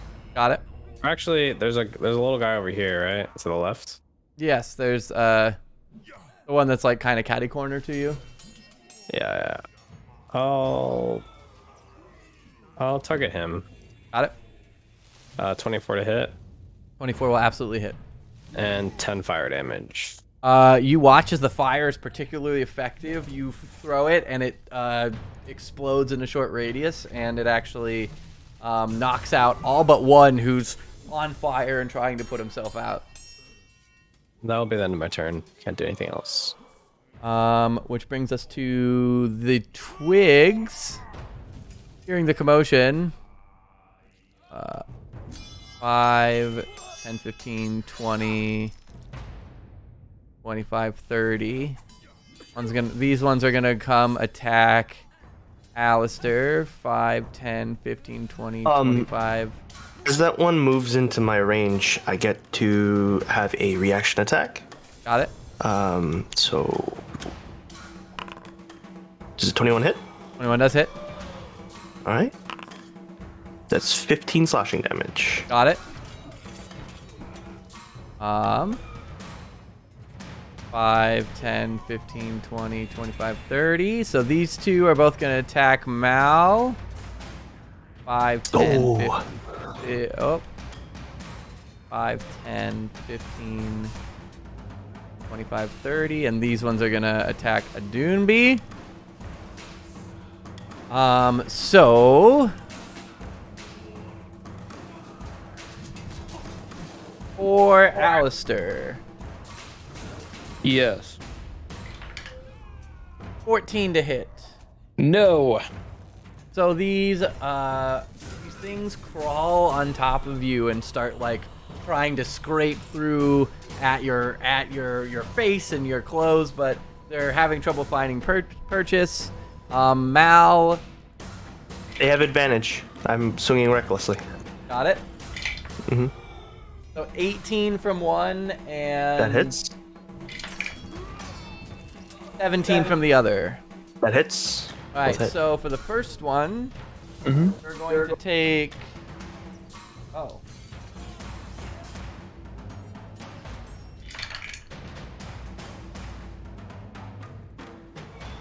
$23 piercing from one.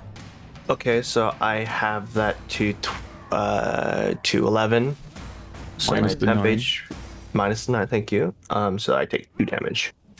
And then the second one, you take 9 piercing. So I take 4. All right. And then a Doonby. Sorry, what? I said that could have been way worse. Yeah, that temp HP is. Adoonby, you are dealing with. Where's my? Oh, I have it in my hand. I was like, where'd my dice go? A 5 to hit and a 17 to hit. 17 hits. All right, so the one little guy comes up and tries and jumps at you, but you're easily able to dodge which draws your attention away from the swarm that's coming behind you. And that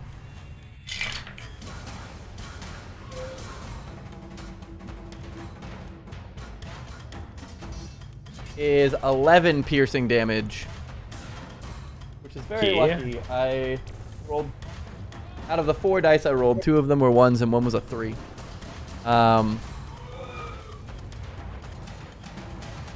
And that is the Twig Blights, which brings us to Irina. 5, 10, 15, 20, 25, 30. She's going to dash as a bonus action. 5, 10, 15. And then flanking these Twig Blights, going to try and slice. That is going to be a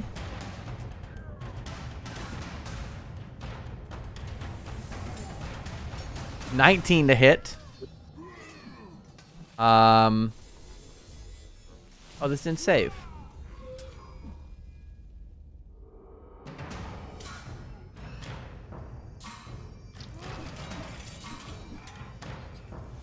Give me 2 seconds.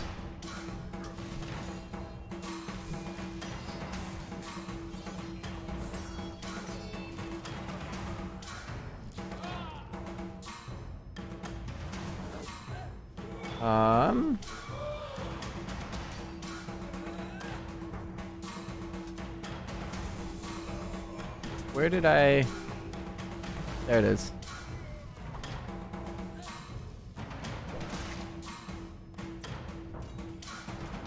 Formula.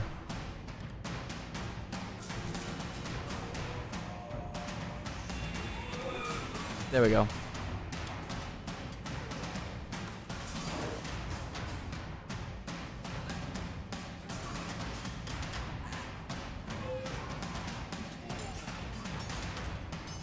Cool. Fixed it. It was 19 to hit. We'll just roll damage here because that's going to be much easier at this point.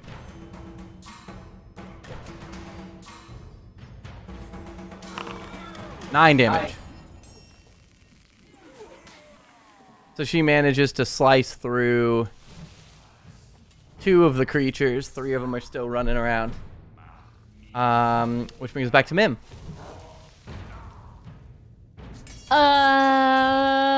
I'm gonna go fly over here.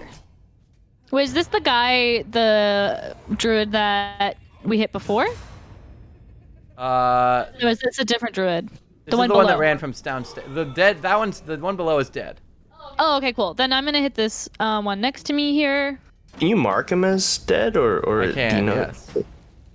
He's dead. Hey, dead. Well played. Let us go to the sword.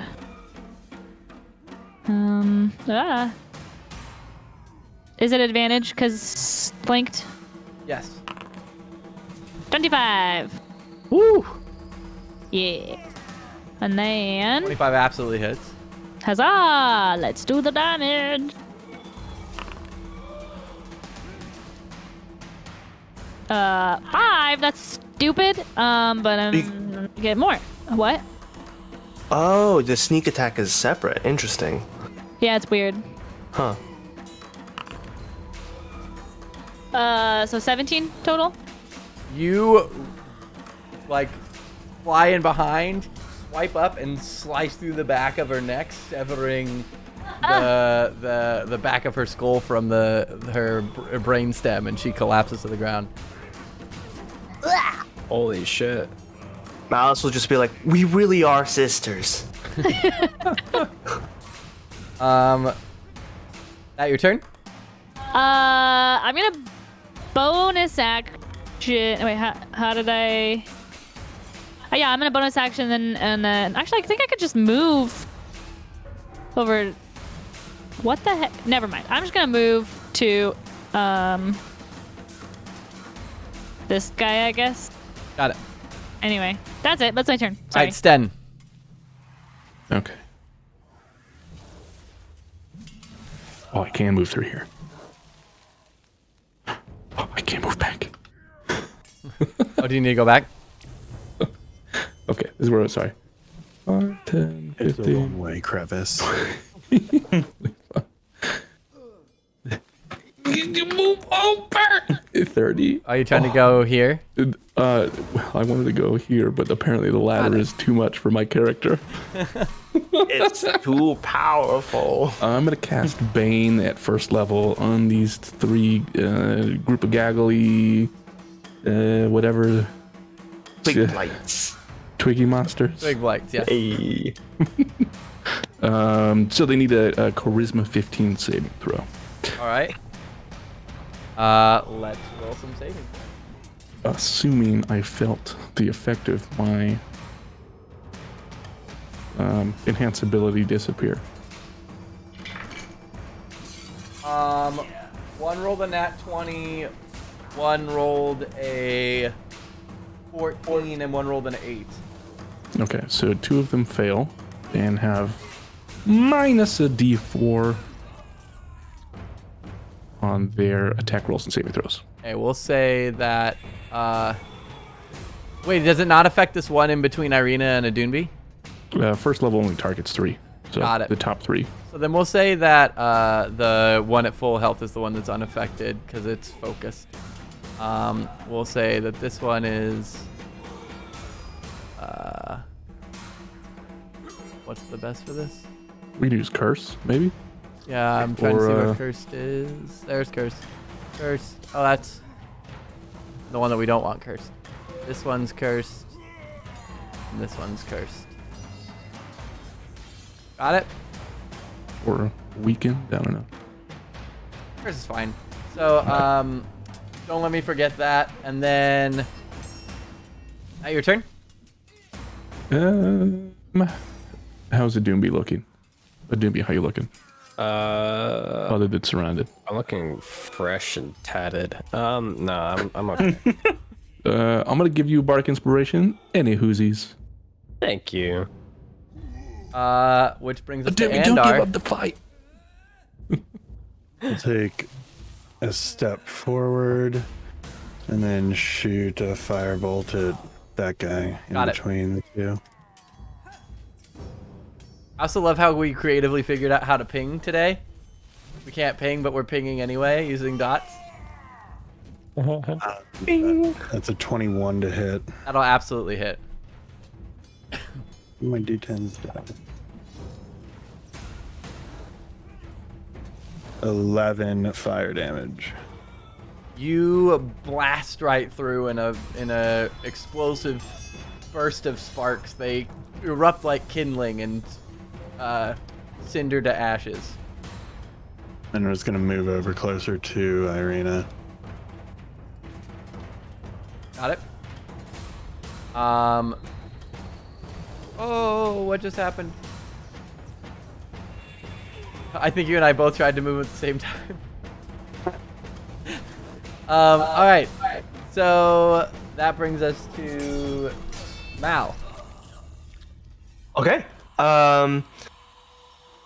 She's going to just attack the Twiggy in front of her. All right, there you go. Recklessly!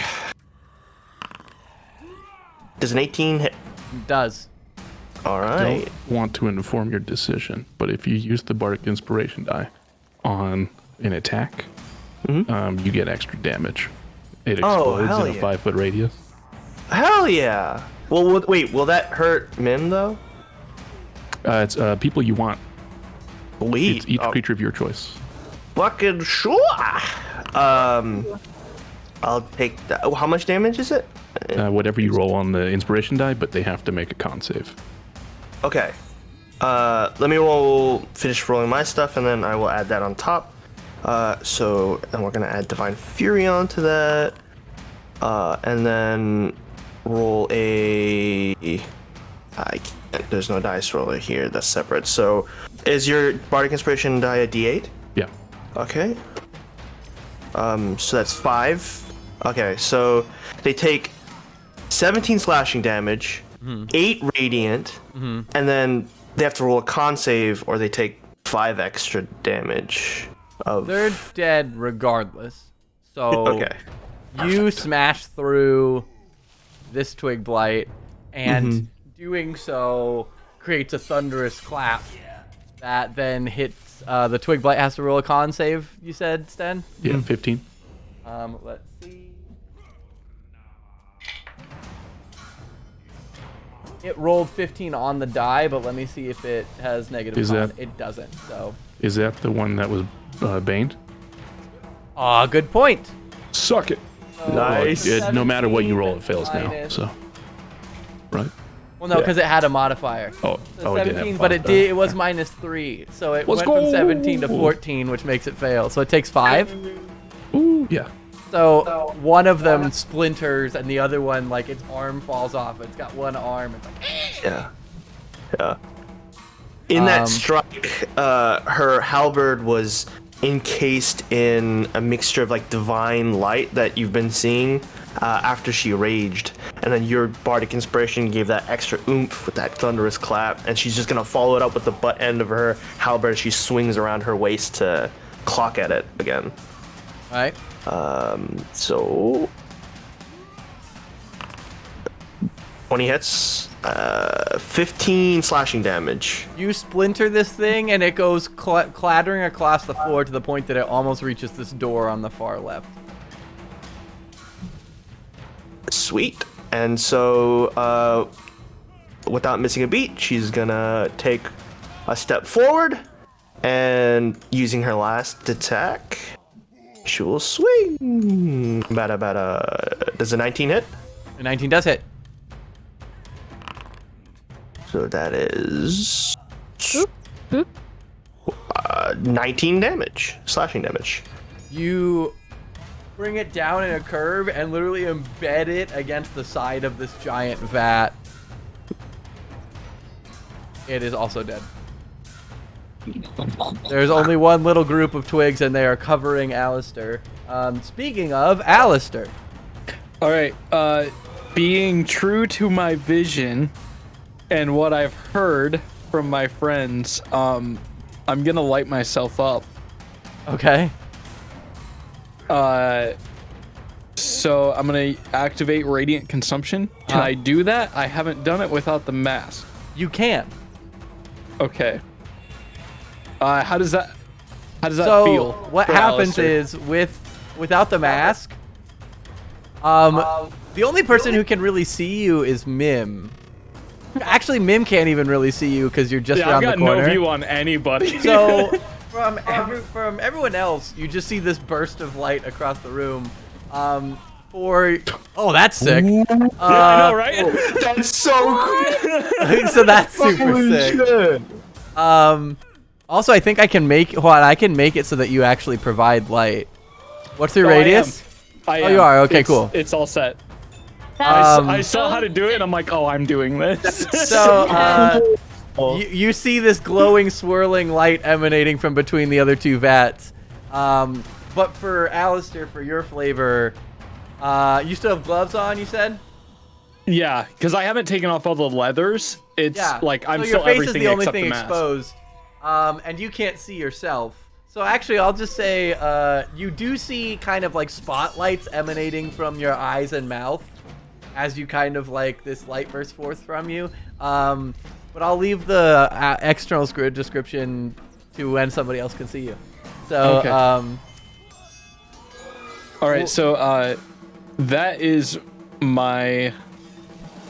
Are we counting that as an action still, or are we doing the updated bonus action?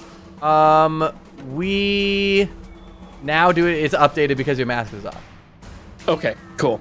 So that's my bonus action, and then I'm going to take 2 shots at this thing. I will say, because they're physically on your body, the shots are going to be at disadvantage. Okay, that's fair. Let me roll that. You're being actively swarmed, so you're literally shooting things on your person. That is a dirty 20 at disadvantage. Okay. Wow. You're such a good shot. And it's 9 piercing for the first shot. Got it. And then for the second shot, that's a 24 at disadvantage. That Okay. was 15 and 15. Uh-huh. John Wickham. And it is 9 piercing. All right, you managed to line up shots that spear 4 of the 5 crawling on you. There's one on your head tugging at your hair, trying to get its hand into your mouth. Technically, 10 additional radiant damage because I'm Which incinerates Super it. Saiyan. Cool.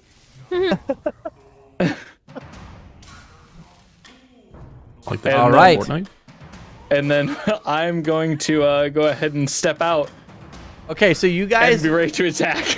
look as this glowing light kind of bursts from the other side of the room, and you guys look over, and Alistair's entire face is... You can't actually see any of his features. From the neck up, he is this glowing, radiant energy that seems to just coalesce into the shape of a humanoid face, and spotlights of light are emanating from his eyes and his mouth whenever he speaks or opens it.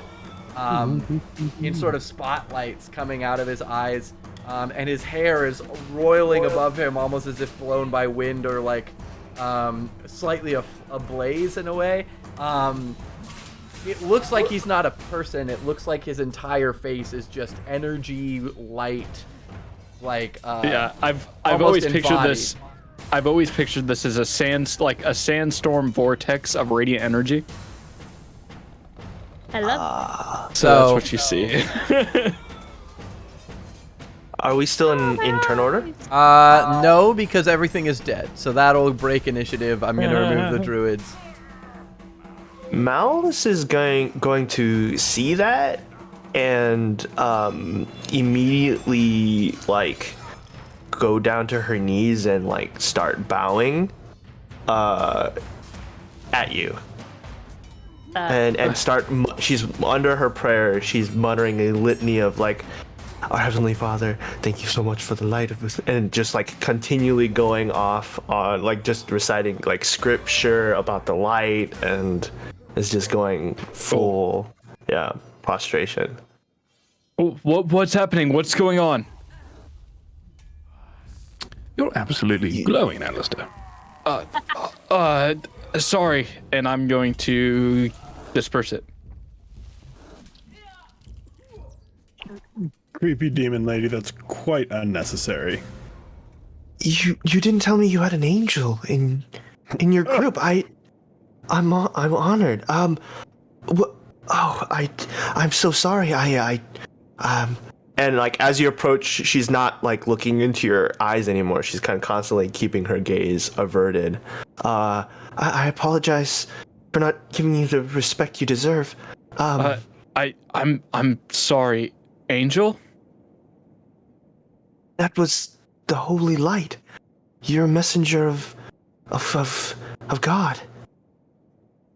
I'm so. I will remove myself from your presence. I do apologize. No, you're fine. I don't understand. I'm gonna like look to the party and just be confused. How did we mark Irina with a green dot? I don't know how we get rid of it.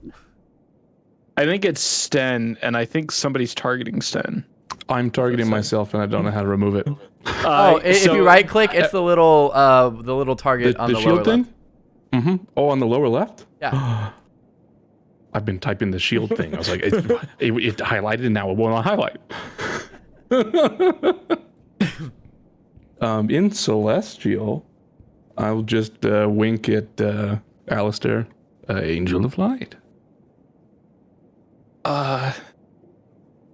This is a lot.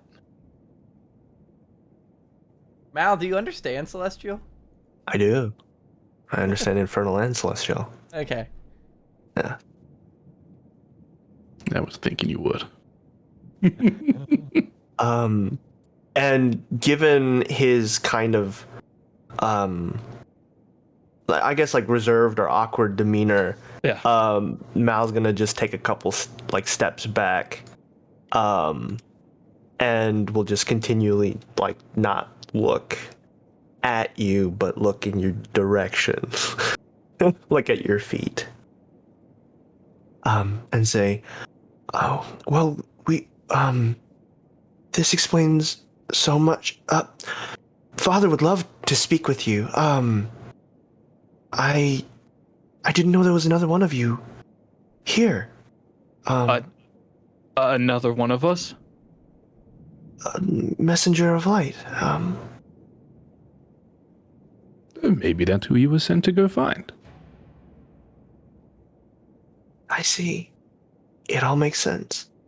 It's destiny, fate, his holy plan.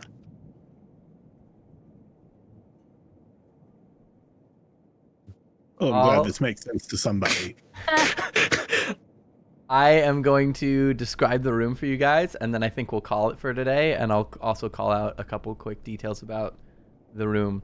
So the rich smell of fermenting wine fills this large 2-story chamber, which is dominated by 4 enormous wooden casks, each one 8 feet wide and 12 feet tall. A wooden staircase in the center of the room climbs to a 10-foot-high wooden balcony that clings to the south wall, which has 4 windows set into it at balcony level. Stacked against the wall underneath the balcony are old empty barrels with the Wizard of Wines burned into their sides. The balcony climbs another 5 feet as it continues along the west and east walls, ending at doors leading to the winery's upper level. Underneath these side balconies are several doors, some of which hang open. Beneath the sloping roof stretches thick rafters, upon which scores of ravens have quietly gathered. They watch you with great interest. And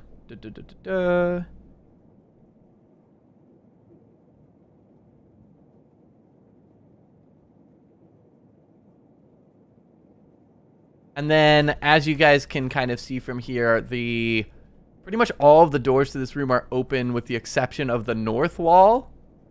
And then the lower right of the room, the southeastern corner, is those 2 doors that led to the ramp where you were.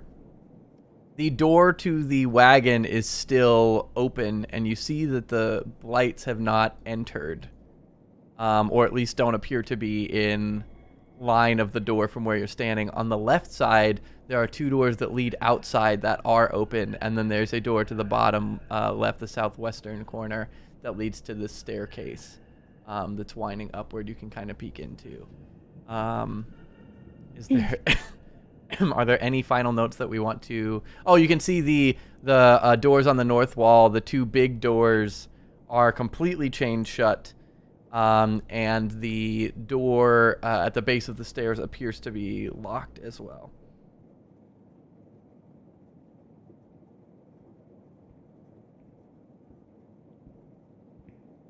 I got specific. The 2 doors are chained. The one is just barred. So yeah, is there anything else specific we want to cover today? I think that's just put my hands on my hips, looking up the vat behind me. It's a shame we can't drink this. You can see that the druid who fell, who's on the floor by Alistair, has like a vial of what appears to be like a thick syrupy liquid that he was clearly pouring in the vat. Yeah, I saw him pour it on the 3rd one. Mm-hmm. Yeah. I think once the shock of everything has kind of faded, Malice will just grab all of the human bodies and kind of put them together respectfully. And if there's like any missing parts or whatever, she'll try to kind of put them all together. And she'll just mutter a quick prayer to the holy light over the dead corpses. Got it. So the 2 druids are conveniently placed right near each other, and they're also right near Alistair. So, this is heavy. Both for Alistair and me as a player. Holy shit. That was not what I expected. Welcome to Plot Twists. What? You guys wanted a new character. We're like, we can make a new character. Demon meets angel. All right, anything else, or is that a good Nice. stopping point? It's a good stopping point, I think. Yeah. Ah, that's Love so that. fucking cool. That's so cool. So this also might help you, Mim. Mhm. If you hit the cog after you select yourself, there's like light vision resources, and in Oh. let's see, in identity you can put your elevation for feet. Oh, yeah. Okay. I don't know if that appears anywhere or does anything, but that's a thing. I can Oh, it change just is above me. Ooh, Hostile. plus 10 feet. That's cool. That is cool. But yeah, that's how I did the light, is I played with the lighting animation and then just got ready for my turn. That's awesome. That's cool. Oh, I could also just, it's in the top left. Token disposition. That's so funny.